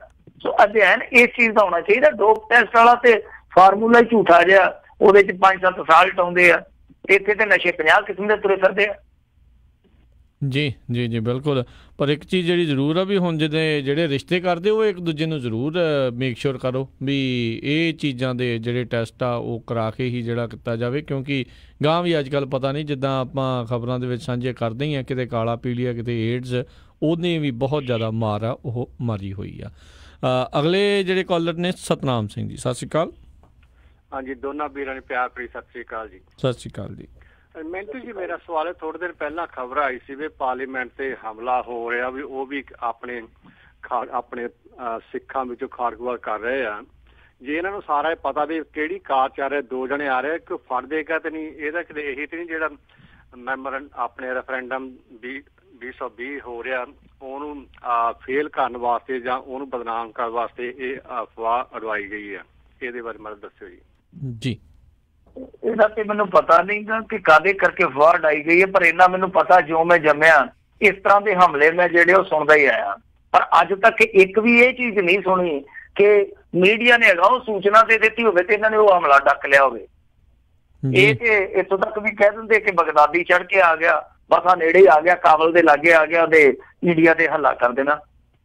ਬਗਦਾਦੀ ਤੇ ਆਪ ਨਹੀਂ ਅਜੇ ਤੱਕ ਲੱਭਣ ਦੇ। ਸੋ ਇਹ ਤੇ ਹੁਣ ਮੀਡੀਆ ਜਾਣੇ ਜਾਂ ਜਿਹੜੀਆਂ ਏਜੰਸੀਆਂ ਇਨਪੁਟ ਦਿੰਦੀਆਂ ਉਹ ਜਾਣਨ, ਪਰ ਇਹ ਏਜੰਸੀਆਂ ਦੀ ਖੇਡ ਤੁਹਾਨੂੰ ਪਤਾ ਹੀ ਆ, ਗਾਂ ਦੀ ਗਾਂ ਹੁੰਦੀ ਆ। ਮੈਨੂੰ ਨਹੀਂ ਪਤਾ ਕਿਸ ਮੰਤਵ ਲਈ ਇਹ ਸਾਰੀਆਂ ਚੀਜ਼ਾਂ ਹੁੰਦੀਆਂ, ਪਰ ਕਈ ਵਾਰ ਖੁਫੀਆ ਅਲਰਟ ਹੁੰਦੇ ਜ਼ਰੂਰ ਆ। ਪਰ ਉਹ ਖੁਫੀਆ ਅਲਰਟ ਮੈਨੂੰ ਨਹੀਂ ਲੱਗਦਾ ਕਿਸ ਤਰ੍ਹਾਂ ਮੀਡੀਆ 'ਚ ਆ ਜਾਂਦੇ ਹੋਣਗੇ। ਜਿਹੜੇ ਹੋਈ ਖੁਫੀਆ ਅਲਰਟ ਉਹ ਇਸ ਤਰ੍ਹਾਂ ਨਹੀਂ ਹੈ ਕਿ ਜਨਤਕ ਹੋ ਜਾਣ। ਹਾਂ ਠੀਕ ਹੈ, ਕਿਤੇ ਨਾ ਕਿਤੇ ਕੋਈ ਮਾੜੀ ਮੋਟੀ ਇਨਪੁਟ ਜਿਹੜੀ ਆ ਉਹ ਜਾਣ ਬੁੱਝ ਕੇ ਭਾਵੇਂ ਕੋਈ ਲੀਕ ਕਰ ਦਿੱਤੀ ਜਾਂਦੀ ਹੋਵੇ, ਪਰ ਜੇ ਖੁਫੀਆ ਇਨਪੁਟ ਆ ਤਾਂ ਮੈਂ ਨਹੀਂ ਸਮਝਦਾ ਕਿ ਇੱਕ ਸਧਾਰਨ ਪੱਤਰਕਾਰ ਜਿਹੜਾ ਪੰਜਾਬ 'ਚ ਬੈਠਾ ਤੇ ਉਹਨੂੰ ਬਾਹਰਲੀਆਂ ਏਜੰਸੀਆਂ ਤੋਂ ਪਤਾ ਲੱਗ ਜਾਵੇ ਕਿ ਹਾਂਜੀ ਮਾਰੋ ਆਹ ਹੱਲਾ ਹੋਣ ਲੱਗਾ। ਸੋ ਇਦਾਂ ਦੀਆਂ ਹੀ 26 ਜਨਵਰੀ ਤੇ ਵੀ ਹੋ ਜਾਂਦਾ, 15 ਅਗਸਤ ਤੇ ਵੀ ਹੋ ਜਾਂਦਾ। ਸ਼ਾਇਦ ਉਹ ਕਿਤੇ ਉਹ ਜਿਵੇਂ ਮੌਕ ਡਰਿਲ ਨਹੀਂ ਕਰਕੇ ਦੇਖਦੇ ਹੁੰਦੇ ਕਿ ਕੋਈ ਡਿਜ਼ਾਸਟਰ ਹੋਵੇ, ਇਹ ਮੌਕ ਡਰਿਲ ਹੀ ਇੱਕ ਤਰ੍ਹਾਂ ਦੀ ਕਿ ਸਾਡਾ ਪ੍ਰਬੰਧ ਹੈ ਜਿਹੜਾ ਉਹ ਕਿੰਨਾ ਕੁ ਚੁੱਕਣਾ ਵਾ। ਜੀ ਜੀ, ਸੁਖਚੈਨ ਸਿੰਘ ਜੀ, ਸਤਿ ਸ਼੍ਰੀ ਅਕਾਲ। ਹਾਂਜੀ, ਸਤਿ ਸ਼੍ਰੀ ਅਕਾਲ ਜੀ। ਹਾਂਜੀ, ਮੈਂ ਪੁੱਛਣਾ ਚਾਹੁੰਦਾ ਹਾਂ ਵੀ ਜਿਹੜਾ ਡਾਕਟਰ ਬਲਬੀਰ ਸਿੰਘ ਇਹਨੂੰ ਪ੍ਰਧਾਨ ਬਣਾਇਆ, ਇਹ ਆਮ ਆਦਮੀ ਪਾਰਟੀ ਦੇ ਮੈਂਬਰਾਂ ਨੇ ਬਣਾਇਆ ਸੀ ਕਿ ਦਿੱਲੀ ਵਾਲਿਆਂ ਨੇ ਆਪਣੀ ਜੇਬ ਚੋਂ ਕੱਢ ਕੇ ਭੇਜਿਆ? ਨਹੀਂ, ਪੰਜਾਬ ਵਾਲਿਆਂ ਨੇ ਤੇ ਕੋਈ ਨਹੀਂ ਬਣਾਇਆ ਇਹਨੂੰ, ਉਹਨਾਂ ਨੇ ਬਣਾ ਕੇ ਭੇਜਿਆ। ਰੈਡੀਮੇਡ ਹੀ ਹੈ ਵੀ, ਸਮਝ ਲਓ ਬਣਿਆ ਬਣਾਇਆ ਹੀ ਆਇਆ ਬਾਕੀ ਪਾਰਟੀਆਂ। ਬਿਲਕੁਲ। ਇਹ ਅਸਲ ਦੇ ਵਿੱਚ ਦੇਖੋ ਇੱਥੇ 2 ਗਰੁੱਪ ਆ, ਉਤਲਿਆਂ ਦੇ ਵੀ 2 ਗਰੁੱਪ ਹੀ ਬਣ ਕੇ ਮੇਰੇ ਖਿਆਲ ਦੇ ਨਾਲ ਤੁਰੇ ਜਾਂਦੇ ਅੱਜ ਕੱਲ੍ਹ। ਜਿਵੇਂ ਥਰੜੇ ਪੱਧਰ ਤੇ ਇਹਨਾਂ ਦੇ 2 ਗਰੁੱਪ ਆ, ਉਤਲਿਆਂ ਦੇ ਵੀ 2 ਹੀ ਲੱਗਦੇ ਹੁਣ ਤੇ। ਸੋ ਇੱਕ ਗਰੁੱਪ ਨੇ ਦੂਸਰੇ ਗਰੁੱਪ ਨੂੰ ਥੋੜਾ ਜਿਹਾ ਸਕੰਜੇ ਹੇਠ ਲਿਆਉਣ ਲਈ ਇਹ ਸਾਰਾ ਕੁਛ ਕੀਤਾ ਲੱਗਦਾ। ਪਰ ਉਹਦਾ ਮੈਂ ਸਮਝਦਾ ਕਿ ਡਾਕਟਰ ਬਲਬੀਰ ਸਿੰਘ ਜਿਸ ਤਰੀਕੇ ਨਾਲ ਚੱਲਦਾ, ਪਹਿਲਾਂ ਚੋਣਾਂ ਤੋਂ ਪਹਿਲਾਂ ਟੈਲੀਵਿਜ਼ਨ ਡਿਬੇਟਾਂ 'ਚ ਆਉਂਦਾ ਹੁੰਦਾ ਸੀ, ਪੱਗ ਬੰਨ੍ਹ ਕੇ ਆਉਂਦਾ ਹੁੰਦਾ ਸੀ। ਮੈਂ ਤਾਂ ਪਹਿਲਾਂ ਸਿਆਣਿਆ ਨਹੀਂ ਤੇ ਉਦੋਂ ਬੜੀਆਂ ਸਿਆਣੀਆਂ ਗੱਲਾਂ ਕਰਦਾ ਹੁੰਦਾ ਸੀ, ਪਰ ਹੁਣ ਤੇ ਵਤੀਰਾ ਹੀ ਉਹਦਾ ਥੋੜਾ ਜਿਹਾ ਵੱਖਰਾ ਲੱਗਦਾ। ਏਦਾਂ ਲੱਗਦਾ ਜਿੱਦਾਂ ਉਹ ਸੰਗਠਨ ਨਹੀਂ ਚਲਾ ਰਿਹਾ ਕੋਈ, ਉਹ ਜਿੱਦਾਂ ਏਦਾਂ ਲੱਗਦਾ ਜਿਵੇਂ ਅੰਡਰ 15 ਫੁੱਟਬਾਲ ਟੀਮ ਦਾ ਕੋਈ ਕੋਚ ਹੋਵੇ। ਜਿਵੇਂ ਉਹ ਕਈ ਕੋਚ ਇੰਨੇ ਅੜਬ ਹੁੰਦੇ ਆ ਕਿ ਉਹ ਸਮਝਦੇ ਆ ਕਿ ਤਕਨੀਕ ਸਮਝਾਇਆ ਨਹੀਂ, ਡੰਡੇ ਦੇ ਨਾਲ ਹੀ ਖਾਨੇ ਪਾਇਆ ਹੁੰਦੀ ਆ, ਤਾਂ ਉਹ ਜਿਹਾ ਕਿਸੇ ਅੜਬ ਕੋਚ ਵਰਗਾ ਹੀ ਲੱਗਦਾ। ਸੰਗਠਨ ਜਿਹੜਾ ਹੁੰਦਾ, ਸੰਗਠਨ ਦੇ ਵਿੱਚ ਤੁਹਾਨੂੰ ਬਹੁਤ ਸਾਰੇ ਲੋਕਾਂ ਦਾ ਸਨਮਾਨ ਜਿਹੜਾ ਉਹਦਾ ਖਿਆਲ ਰੱਖਣਾ ਪੈਂਦਾ, ਤੁਹਾਨੂੰ ਬਹੁਤ ਸਾਰੀਆਂ ਕਦਰਾਂ ਕੀਮਤਾਂ ਦਾ ਖਿਆਲ ਰੱਖਣਾ ਪੈਂਦਾ, ਬਹੁਤ ਸਾਰੀਆਂ ਚੀਜ਼ਾਂ ਵੇਖ ਕੇ ਬਚ ਕੇ ਚੱਲਣੀਆਂ ਪੈਂਦੀਆਂ। ਇਹ ਥੋੜੀ ਹੈ ਕਿ ਜੇ ਕੋਈ ਆਖੇ ਕਿ ਮੈਂ ਚੱਲਿਆ ਭਾਈ ਤੇ ਤੁਸੀਂ ਕਹੋ ਜਾ ਅਸੀਂ ਤੇਰੀ ਥਾਂ ਤੇ ਹੋਰ ਲਾ ਲੈਂਦੇ ਹਾਂ। ਇਹ ਥੋੜੀ ਆ ਕਿ ਜੇ ਕੋਈ ਤੁਹਾਨੂੰ ਨਿਸ਼ਾਨੇ ਤੇ ਲੈਂਦਾ ਤੇ ਤੁਸੀਂ ਉਹਦੀਆਂ ਜੜ੍ਹਾਂ ਵੱਢਣ ਲੱਗ ਪਵੋ। ਸੋ ਜ਼ਰੂਰਤ ਇਸ ਗੱਲ ਦੀ ਸੀ ਕਿ ਇਹ ਚੀਜ਼ਾਂ ਤੇ ਕਾਬੂ ਪਾਉਂਦੇ। ਪਰ ਡਾਕਟਰ ਬਲਵੀਰ ਸਿੰਘ ਦੀ ਨੁਮਾਇੰਦਗੀ ਹੁਣ ਤੱਕ ਦੀ ਜਿਹੜੀ ਨੁਮਾਇੰਦਗੀ, ਮੈਂ ਹੁਣ ਤੱਕ ਦੀ ਗੱਲ ਕਰਦਾ, ਉਹ ਨੁਮਾਇੰਦਗੀ ਇਹੋ ਜਿਹੀ ਆ ਕਿ ਉਹਨੇ ਨਫਾ ਘੱਟ ਦਿੱਤਾ, ਇਹਨਾਂ ਨੂੰ ਨੁਕਸਾਨ ਜ਼ਿਆਦਾ ਦਿੱਤਾ। ਜੀ ਜੀ ਜੀ। ਅਗਲੇ ਕਾਲਰ ਨੇ ਇਕਬਾਲ ਜੀ, ਸਤਿ ਸ਼੍ਰੀ ਅਕਾਲ। ਹਾਂਜੀ ਭਾਜੀ, ਸਤਿ ਸ਼੍ਰੀ ਅਕਾਲ ਜੀ। ਹਾਂਜੀ ਬਾਈ ਜੀ, ਮੈਂ ਸਿੰਗਾਪੁਰ ਤੋਂ ਬੋਲ ਰਿਹਾ ਤੇ ਮੈਂ ਮਾਰਨਿੰਗ ਤੁਹਾਡਾ ਪ੍ਰੋਗਰਾਮ ਸੁਣਦਾ ਨਾ ਕੁਦਰਤੀ, ਮਤਲਬ ਹੁਣ ਮਿੰਟੂ ਬਾਈ ਜੀ ਨੂੰ ਸਤਿ ਸ੍ਰੀ ਅਕਾਲ ਤੇ ਕਾਲ ਕਰਨ ਦਾ ਮੌਕਾ ਮਿਲ ਗਿਆ ਜੀ। ਤੇ ਇੱਕ ਬਾਈ ਜੀ ਪਹਿਲਾਂ ਤਾਂ ਵਧਾਈਆਂ ਮਿੰਟੂ ਬਾਈ ਜੀ, ਆਪਣੇ ਪ੍ਰਾਈਮ ਮਿਨਿਸਟਰ ਅੱਜ ਪਾਰਲੀਮੈਂਟ 'ਚ ਆ ਗਏ ਆ। ਤੇ ਦੂਜੀ ਗੱਲ ਮਤਲਬ ਮੈਨੂੰ ਇਹ ਲੱਗਿਆ ਕਿ ਜਿਵੇਂ ਪਾਰਲੀਮੈਂਟ 'ਚ ਵੀ ਸ਼ਾਇਦ ਉਹਨਾਂ ਨੂੰ ਭੁੱਲ ਗਿਆ ਵੀ ਪਾਰਲੀਮੈਂਟ 'ਚ ਆਏ ਆ, ਭਾਸ਼ਣ ਦੇਣ ਸ਼ਾਇਦ ਰੈਲੀ 'ਚ ਕਿਸੇ 'ਚ ਆਏ ਆ। ਤੇ ਇੰਨਾ ਕੁ ਟੇਕ ਹੀ ਸੁਣਨਾ ਤੁਹਾਡਾ ਤੇ ਮੈਂ ਸੁਣਦਾ, ਹੁਣ ਤੁਸੀਂ ਦੱਸਿਓ। ਥੈਂਕ ਯੂ ਜੀ। ਦੇਖੋ ਮੈਂ ਤੇ ਭਾਸ਼ਣ ਸੁਣਿਆ ਨਹੀਂ, ਮੈਂ ਤੇ ਅੱਗੇ ਕਹਿਣ ਡਿਆ ਸਾਂ ਕਿ ਮੈਂ ਤੇ ਸਿਰਫ ਹੱਥ ਹੀ ਚੱਲਦਾ ਦੇਖਦਾ ਤੇ ਹੱਥ ਏਦਾਂ ਚੱਲਦੇ ਪਏ ਜਿਵੇਂ ਭਗਤੇ ਵਾਲਾ ਹੜੰਬਾ ਨਹੀਂ ਚੱਲਦਾ, ਉਹ ਏਦਾਂ ਹੀ ਚੱਲਣ ਡਿਆ ਪ੍ਰਧਾਨ ਮੰਤਰੀ ਦੇ। ਸੋ ਦੇਖਦੇ ਆ ਕਿ ਕੀ ਆ, ਪਰ ਚਲੋ ਜਿਵੇਂ ਤੁਸੀਂ ਕਿਹਾ ਕਿ ਬੜੀ ਖੁਸ਼ੀ ਦੀ ਗੱਲ ਹੈ। ਚਲੋ ਘੱਟੋ ਸੰਸਦ ਦੇ ਵਿੱਚ ਆਏ ਤੇ ਹੈ, ਸਦਨ ਦੇ ਵਿੱਚ ਆਏ ਤੇ ਹੈਗੇ ਆ। ਵੈਸੇ ਇਹ ਚਰਚਾ ਤੇ ਚੱਲਣੀ ਚਾਹੀਦੀ ਆ, ਸਦਨ ਦੀ ਚਰਚਾ ਹੋਣੀ ਚਾਹੀਦੀ, ਐਸੀ ਗੱਲ ਨਹੀਂ ਹੈ। ਪਰ ਚਰਚਾ ਜਿਹੜੇ ਉਸਾਰੂ ਢੰਗ ਨਾਲ ਕੀਤੀ ਜਾਣੀ ਚਾਹੀਦੀ ਆ, ਉਹ ਲੱਗਿਆ ਨਹੀਂ ਹੈ। ਪ੍ਰਧਾਨ ਮੰਤਰੀ ਵੀ ਉਹੀ ਦੂਣੀ ਦਾ ਪਹਾੜਾ ਪੜ ਜਾਂਦਾ, ਉਹ ਜਿੱਦਾਂ ਵਿਰੋਧੀ ਧਿਰ ਵਾਲੇ ਆ ਉਹਨਾਂ ਨੇ ਵੀ ਉਹੀ ਕੈਸਟ ਪਾਈ ਹੋਈ ਹੈ ਜਿਵੇਂ ਆਮ ਤੌਰ ਤੇ ਭਗਵੰਤ ਮਾਨ ਨੇ ਉਦੋਂ ਪਾਈ ਸੀ ਇਲੈਕਸ਼ਨ ਦੇ ਨੇੜੇ ਤੇੜੇ। ਉਹ 3 ਕਿਲੋਮੀਟਰ ਦੂਰ ਜਾਂਦਾ ਸੀ ਤਾਂ ਵੀ ਭਾਸ਼ਣ ਉਹੀ 5 ਕਿਲੋਮੀਟਰ ਦੂਰ, ਬਸ ਲੀਡਰਾਂ ਦੇ ਨਾਂ ਜੇ ਬਦਲ ਦਿੰਦਾ ਇਲਾਕੇ ਦੇ ਹਿਸਾਬ ਨਾਲ। ਤਾਂ ਉਹ ਰੀਲਾਂ ਜਿਹੜੀਆਂ ਪਾਈਆਂ ਹੋਈਆਂ ਨੇ ਉਹਦੇ ਵਿੱਚੋਂ ਕੱਖ ਨਹੀਂ ਨਿਕਲਦਾ। ਤੁਹਾਨੂੰ ਏਦਾਂ ਦੀ ਬਹਿਸ ਕਰਨੀ ਚਾਹੀਦੀ ਹੈ ਜਿਹਦੇ 'ਚ ਰਿਪੋਰਟ ਕਾਰਡ ਹੋਣ, ਜਿਹਦੇ 'ਚ ਰਚਨਾਤਮਕ ਨੀਤੀਆਂ ਹੋਣ। ਫਿਰ ਉਹਨਾਂ ਰਚਨਾਤਮਕ ਨੀਤੀਆਂ ਤੋਂ ਹਾਸਲ ਕੀਤੇ ਤੁਹਾਡੇ ਸਕਾਰਾਤਮਕ ਸਿੱਟੇ ਕੀ ਚੀਜ਼ਾਂ ਜਿਹੜੀਆਂ ਬਹਿਸ ਦੇ ਰੂਪ 'ਚ ਹੋਣੀਆਂ ਚਾਹੀਦੀਆਂ। ਪਰ ਅਫਸੋਸ ਦੀ ਗੱਲ ਹੈ ਕਿ ਜਿਹੜੇ ਕੰਮ ਦੇ ਪੁਆਇੰਟ ਹੁੰਦੇ, ਖਾਸ ਤੌਰ ਤੇ ਬੇਰੁਜ਼ਗਾਰੀ ਹੈ, ਮਜ਼ਦੂਰਾਂ ਦਾ ਕਲਿਆਣ ਆ, ਕਿਸਾਨਾਂ ਦਾ ਕਲਿਆਣ ਹੈ, ਸੋਸ਼ਲ ਵੈਲਫੇਅਰ ਹੈ, ਉਹਨਾਂ ਸਾਰੀਆਂ ਚੀਜ਼ਾਂ ਤੇ ਬਹਿਸ ਨਹੀਂ ਹੁੰਦੀ। ਬਹਿਸ ਸਿਰਫ ਤੇ ਸਿਰਫ ਪੋਲੀਟੀਕਲ ਮਾਈਲੇਜ ਤੇ ਹੁੰਦੀ ਹੈ ਕਿ ਮੈਂ ਕਿੱਥੋਂ ਲੈਣੀ ਹੈ। ਜੀ ਜੀ। ਅਗਲੇ ਕਾਲਰ ਨੇ ਜਸਪਾਲ ਜੀ। ਸਤਿ ਸ਼੍ਰੀ ਅਕਾਲ ਜੀ। ਸਤਿ ਸ਼੍ਰੀ ਅਕਾਲ ਰਾਜਕਨਵੀਰ ਜੀ, ਮਿੰਟੂ ਜੀ ਸਤਿ ਸ਼੍ਰੀ ਅਕਾਲ। ਸਤਿ ਸ਼੍ਰੀ ਅਕਾਲ। ਸਤਿ ਸ਼੍ਰੀ ਅਕਾਲ ਜੀ। ਆਪਣੇ ਪ੍ਰੋਫੈਸਰ ਦਵਿੰਦਰਪਾਲ ਸਿੰਘ ਜੀ ਭੁੱਲਰ ਉਹਨਾਂ ਬਾਰੇ ਕੋਈ ਅਪਡੇਟ ਹੈਗੀ ਤਾਂ ਜ਼ਰੂਰ ਦੱਸਿਓ ਜੀ। ਥੈਂਕ ਯੂ ਜੀ। ਧੰਨਵਾਦ। ਦੇਖੋ ਪ੍ਰੋਫੈਸਰ ਦਵਿੰਦਰਪਾਲ ਸਿੰਘ ਭੁੱਲਰ ਨੂੰ ਇੰਨੀ ਕੁ ਰਾਹਤ ਮਿਲੀ ਆ ਕਿ ਉਹ ਪੰਜਾਬ ਦੀ ਜੇਲ੍ਹ 'ਚ ਸ਼ਿਫਟ ਕਰ ਦਿੱਤੇ ਗਏ ਸਨ ਤੇ ਜਿੱਥੋਂ ਉਹਨਾਂ ਨੂੰ ਮੇਰੇ ਖਿਆਲ ਦੇ ਨਾਲ ਤੀਜੀ ਚੌਥੀ ਦਫਾ ਪੈਰੋਲ ਮਿਲੀ ਆ। ਥੋੜੇ ਦਿਨ ਪਹਿਲਾਂ ਉਹ ਪੈਰੋਲ ਤੇ ਸਨ।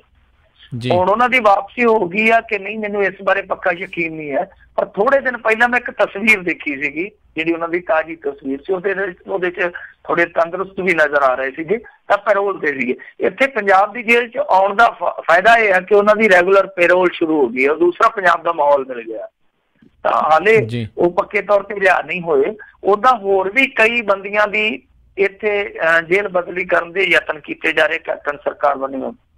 ਖਾਸ ਤੌਰ ਤੇ ਇੱਕ ਤੇ ਹਰਨੇਕ ਸਿੰਘ ਭਾਪਿਆ ਜਿਹੜਾ ਰਾਜਸਥਾਨ 'ਚ ਕਹਿ ਦਿਆ, ਇੱਕ ਗੁਰਦੀਪ ਸਿੰਘ ਖਹਿੜਾ ਜਿਹੜਾ ਮੇਰੇ ਖਿਆਲ ਦੇ ਨਾਲ ਕਰਨਾਟਕ ਦੀ ਜੇਲ੍ਹ ਦੇ ਵਿੱਚ ਆ। ਤਾਂ ਇਹ ਜੇ ਬੁਲਾ ਲਏ ਜਾਂਦੇ ਆ ਤਾਂ ਫਿਰ ਕੈਪਟਨ ਇੱਕ ਜੂਆ ਖੇਡ ਸਕਦਾ। ਜੂਆ ਕੀ ਖੇਡਿਆ ਜਾ ਸਕਦਾ ਕਿ ਜਿੱਦਾਂ ਖਾਸ ਤੌਰ ਤੇ ਰਾਜਸਥਾਨ ਦੇ ਵਿੱਚ ਕਾਨੂੰਨ ਬਣਾਇਆ ਉਹਨਾਂ ਨੇ, ਕਮੇਟੀ ਇੱਕ ਬੈਠਦੀ ਹੈ, ਉਹਨਾਂ ਦੀ ਕਮੇਟੀ ਫੈਸਲਾ ਕਰਦੀ ਹੈ ਕਿ ਕਿਉਂ ਨਾ ਇਸ ਬੰਦੇ ਨੂੰ ਰਿਹਾ ਕਰ ਦਿੱਤਾ ਜਾਵੇ। ਤਾਂ ਜੇ ਉਹ ਅਮਨ ਕਾਨੂੰਨ ਜਾ ਕੇ ਤੋੜਦਾ ਤਾਂ ਫਿਰ ਉਹੀ ਕਮੇਟੀ ਹੈ ਜਿਹੜੀ ਉਹਨੂੰ ਦੁਬਾਰਾ ਫਿਰ ਕੈਦ ਦੇ ਵਿੱਚ ਲੈ ਸਕਦੀ ਹੈ। ਤਾਂ ਇਹ ਦੱਸਦੇ ਆ, ਅੰਦਰੋਂ ਸੂਤਰ ਇਹੋ ਹੀ ਦੱਸਦੇ ਆ ਕਿ ਕੈਪਟਨ ਪੰਥਕ ਮੁੱਦਿਆਂ ਦਾ ਅੱਜ ਕੱਲ੍ਹ ਬਹੁਤ ਹੱਦ ਤੱਕ ਉਪਯੋਗ ਕਰਦਾ ਪਿਆ ਤਾਂ ਕਿ ਸ਼੍ਰੋਮਣੀ ਗੁਰਦੁਆਰਾ ਪ੍ਰਬੰਧਕ ਕਮੇਟੀ ਦੀ ਜਿਹੜੀ ਆਉਣ ਵਾਲੀ ਇਲੈਕਸ਼ਨ ਹੈ ਜਿਹੜੀ ਕਿ ਕਿਸੇ ਸਮੇਂ ਵੀ ਹੋ ਸਕਦੀ ਹੈ ਕਿਉਂਕਿ ਉਹਦਾ ਮਾਮਲਾ ਜਿਹੜਾ ਸੁਪਰੀਮ ਕੋਰਟ 'ਚ ਚੱਲਦਾ ਪਿਆ, ਹਾਈ ਕੋਰਟ 'ਚ ਚੱਲਦਾ ਪਿਆ। ਤਾਂ ਪੰਥਕ ਮੁੱਦਿਆਂ ਦੀ ਜਿਹੜੀ ਰਾਜਨੀਤੀ ਹੁੰਦੀ ਪਈ ਆ ਉਹਦੇ ਵਿੱਚ ਕਿਤੇ ਨਾ ਕਿਤੇ ਜਿੱਦਾਂ ਬਰਗਾੜੀ ਮੋਰਚਾ ਤੁਹਾਡੇ ਸਾਹਮਣੇ ਆ ਉਹਦੇ ਵਿੱਚ ਵੀ ਇਹ ਸ਼ਰਤ ਆ। ਤਾਂ ਉੱਥੇ ਯਤਨ ਇਹੋ ਹੀ ਕੀਤੇ ਜਾ ਰਹੇ ਆ ਕਿ ਜਾਂ ਤੇ ਉਹਨਾਂ ਦੀ ਬੰਦੀਆਂ ਦੀ ਰਿਹਾਈ ਹੈ ਜਿਹੜੀ ਉਹਨਾਂ ਸਰਕਾਰਾਂ ਕੋਲੋਂ ਕਰਵਾ ਲਈ ਜਾਵੇ, ਨਹੀਂ ਤੇ ਉਹਨਾਂ ਨੂੰ ਇੱਥੇ ਬੁਲਾ ਕੇ ਫਿਰ ਕੋਈ ਇਹੋ ਜਿਹਾ ਕਾਨੂੰਨ ਕੋਈ ਸੋਧ ਕੇ ਕਿਸੇ ਢੰਗ ਦੇ ਨਾਲ ਕੋਈ ਇਹੋ ਜਿਹਾ ਇੰਪਲੀਮੈਂਟ ਕੀਤਾ ਜਾਵੇ ਜਿਹਦੇ ਤਹਿਤ ਇਹ ਆਸਾਨੀ ਦੇ ਨਾਲ ਰਿਹਾਈਆਂ ਕਰ ਦਿੱਤੀਆਂ ਜਾ। ਜੀ ਜੀ ਜੀ। ਤੇ ਅਗਲੇ ਜਿਹੜੇ ਕਾਲਰ ਨੇ ਕਰਨੈਲ ਸਿੰਘ ਜੀ। ਸਤਿ ਸ਼੍ਰੀ ਅਕਾਲ ਜੀ। ਸਤਿ ਸ਼੍ਰੀ ਅਕਾਲ ਜੀ। ਮੈਂ ਜੀ ਬੇਨਤੀ ਕਰਨਾ ਚਾਹੁੰਦਾ ਪੰਨੂ ਸਾਹਿਬ ਨੂੰ। ਜੀ ਮਿੰਟੂ ਜੀ। ਮੈਂ ਪੰਨੂ ਨਹੀਂ ਹੈ ਜੀ, ਮੈਂ ਮਿੰਟੂ। ਮੈਂ ਦੁਬਾਰਾ ਠੀਕ ਕਰ ਲਿਆ ਜੀ ਆਪਣੇ ਆਪ ਨੂੰ। ਜੀ ਜੀ ਜੀ ਹਾਂਜੀ ਕਰਨੈਲ। ਮੈਂ ਬੇਨਤੀ ਕਰਨਾ ਚਾਹੁੰਦਾ ਕਿ ਆ ਜਿਹੜਾ ਨਸ਼ਿਆਂ ਦਾ ਹੜ ਚੱਲਿਆ ਸੀ ਜਿਹਦੇ ਬਾਰੇ ਇਹਨਾਂ ਨੇ ਮੁੱਖ ਮੰਤਰੀ ਸਾਹਿਬ ਨੂੰ ਲਿਖ ਕੇ ਵੀ ਦਿੱਤਾ, ਸੁਝਾਅ ਵੀ ਦਿੱਤੇ। ਉਹਨਾਂ ਵਿੱਚ ਇੱਕ ਸੁਝਾਅ ਜਿਹੜਾ ਸੀ ਉਹ ਮੇਰੀ ਇਹਨੂੰ ਇਹ ਆ, ਜਿਹੜੀ ਸਾਡੀ ਪ੍ਰਬੰਧਕ ਕਮੇਟੀ ਆ ਤੇ ਸੰਤਾਂ ਦੇ ਡੇਰੇ ਆ ਉੱਥੇ ਕਿਉਂ ਨਹੀਂ ਉਹ ਆਪਣੇ ਹਸਪਤਾਲ ਖੋਲ ਕੇ ਇੰਨਾ ਪੈਸਾ ਉਹਨਾਂ ਦੇ ਕੋਲ ਹੈ। ਸਾਡੇ ਸਾਰੇ ਗੁਰੂ ਸਾਹਿਬਾਨ ਔਖੇ ਵੇਲੇ ਦਿੱਲੀ ਜਿੱਦਾਂ 8ਵੇਂ ਪਾਤਸ਼ਾਹ ਨੇ ਆਪ ਦਵਾਈਆਂ ਦਿੱਤੀਆਂ, ਸਾਰਿਆਂ ਦੀ ਸੇਵਾ ਕੀਤੀ, ਕਿ ਪ੍ਰਬੰਧਕ ਕਮੇਟੀ ਦੇ ਹੋ ਜਾਂਦਾ ਨਸ਼ਾ ਦੀ ਜਾ ਸਕਦੀ। ਆਵਾਜ਼ ਕੱਟ ਰਹੀ ਹੈ ਜੀ, ਤੁਹਾਡੀ ਆਵਾਜ਼ ਕੱਟ ਰਹੀ ਹੈ ਜੀ। ਹਾਂ ਜੀ, ਮੈਂ ਇਹੀ ਕਹਿਣਾ ਚਾਹੁੰਦਾ ਵੀ ਜੇ ਪ੍ਰਬੰਧਕ ਕਮੇਟੀ ਜਿਹੜੀ ਆ, ਗੁਰਦੁਆਰਾ ਪ੍ਰਬੰਧਕ ਕਮੇਟੀ, ਸੰਤਾਂ ਦੇ ਡੇਰੇ ਬੜੇ ਜਿਹੜੇ ਡੇਰੇ ਆ, ਜੇ ਉਹ ਵੀ ਆਪਣੇ ਕੋਲ ਛੋਟੇ ਛੋਟੇ ਵੀ ਭਾਵੇਂ ਮੈਡੀਕਲ ਜਿਹੜੇ ਹਸਪਤਾਲ ਖੋਲ੍ਹਿਆ ਤੇ ਸਾਰੇ ਬੱਚਿਆਂ ਨੂੰ ਉੱਥੇ ਵੀ ਲਿਆ ਜਾਵੇ ਤਾਂ ਮੇਰੇ ਖਿਆਲ ਬਹੁਤ ਮਸਲਾ ਹੱਲ ਹੋ ਸਕਦਾ। ਇਹਨਾਂ ਦੀ ਜ਼ਿੰਮੇਵਾਰੀ ਲੀਡਰਾਂ ਦੀ ਕਮੇਟੀ। ਧੰਨਵਾਦ ਜੀ ਕਰਨੈਲ ਜੀ। ਜੀ ਮਿੰਟੂ ਜੀ। ਦੇਖੋ, ਇਹ ਤੇ ਹੁਣ ਕੋਈ ਜ਼ਬਰਦਸਤੀ ਹੈ ਨਹੀਂ, ਜਾਂ ਤੇ ਸਰਕਾਰ ਕਾਨੂੰਨ ਬਣਾ ਦੇਵੇ ਕੋਈ ਕਿ ਬਈ ਇੰਨੇ ਪੈਸੇ ਵਾਲਾ ਡੇਰਾ ਜਿਹੜਾ ਉਹ ਹਸਪਤਾਲ ਚਲਾਊ, ਜਿਹੜਾ ਉਹ ਕਾਲਜ ਚਲਾਊਗਾ। ਵੈਸੇ ਚਲਾਈ ਵੀ ਜਾਂਦੇ ਆ, ਪਰ ਉਹਦੇ ਵਿੱਚ ਮੁਨਾਫਾਖੋਰੀ ਜ਼ਿਆਦਾ ਹੁੰਦੀ ਆ। ਆ ਜਿਹੜੇ ਕਾਲਜ ਆ ਵੱਡੇ ਵੱਡੇ, ਇਹਨਾਂ ਦੇ ਹੈਗੇ ਆ ਸਾਦਾ ਸੰਤਾਂ ਦੇ ਕਈਆਂ ਦੇ।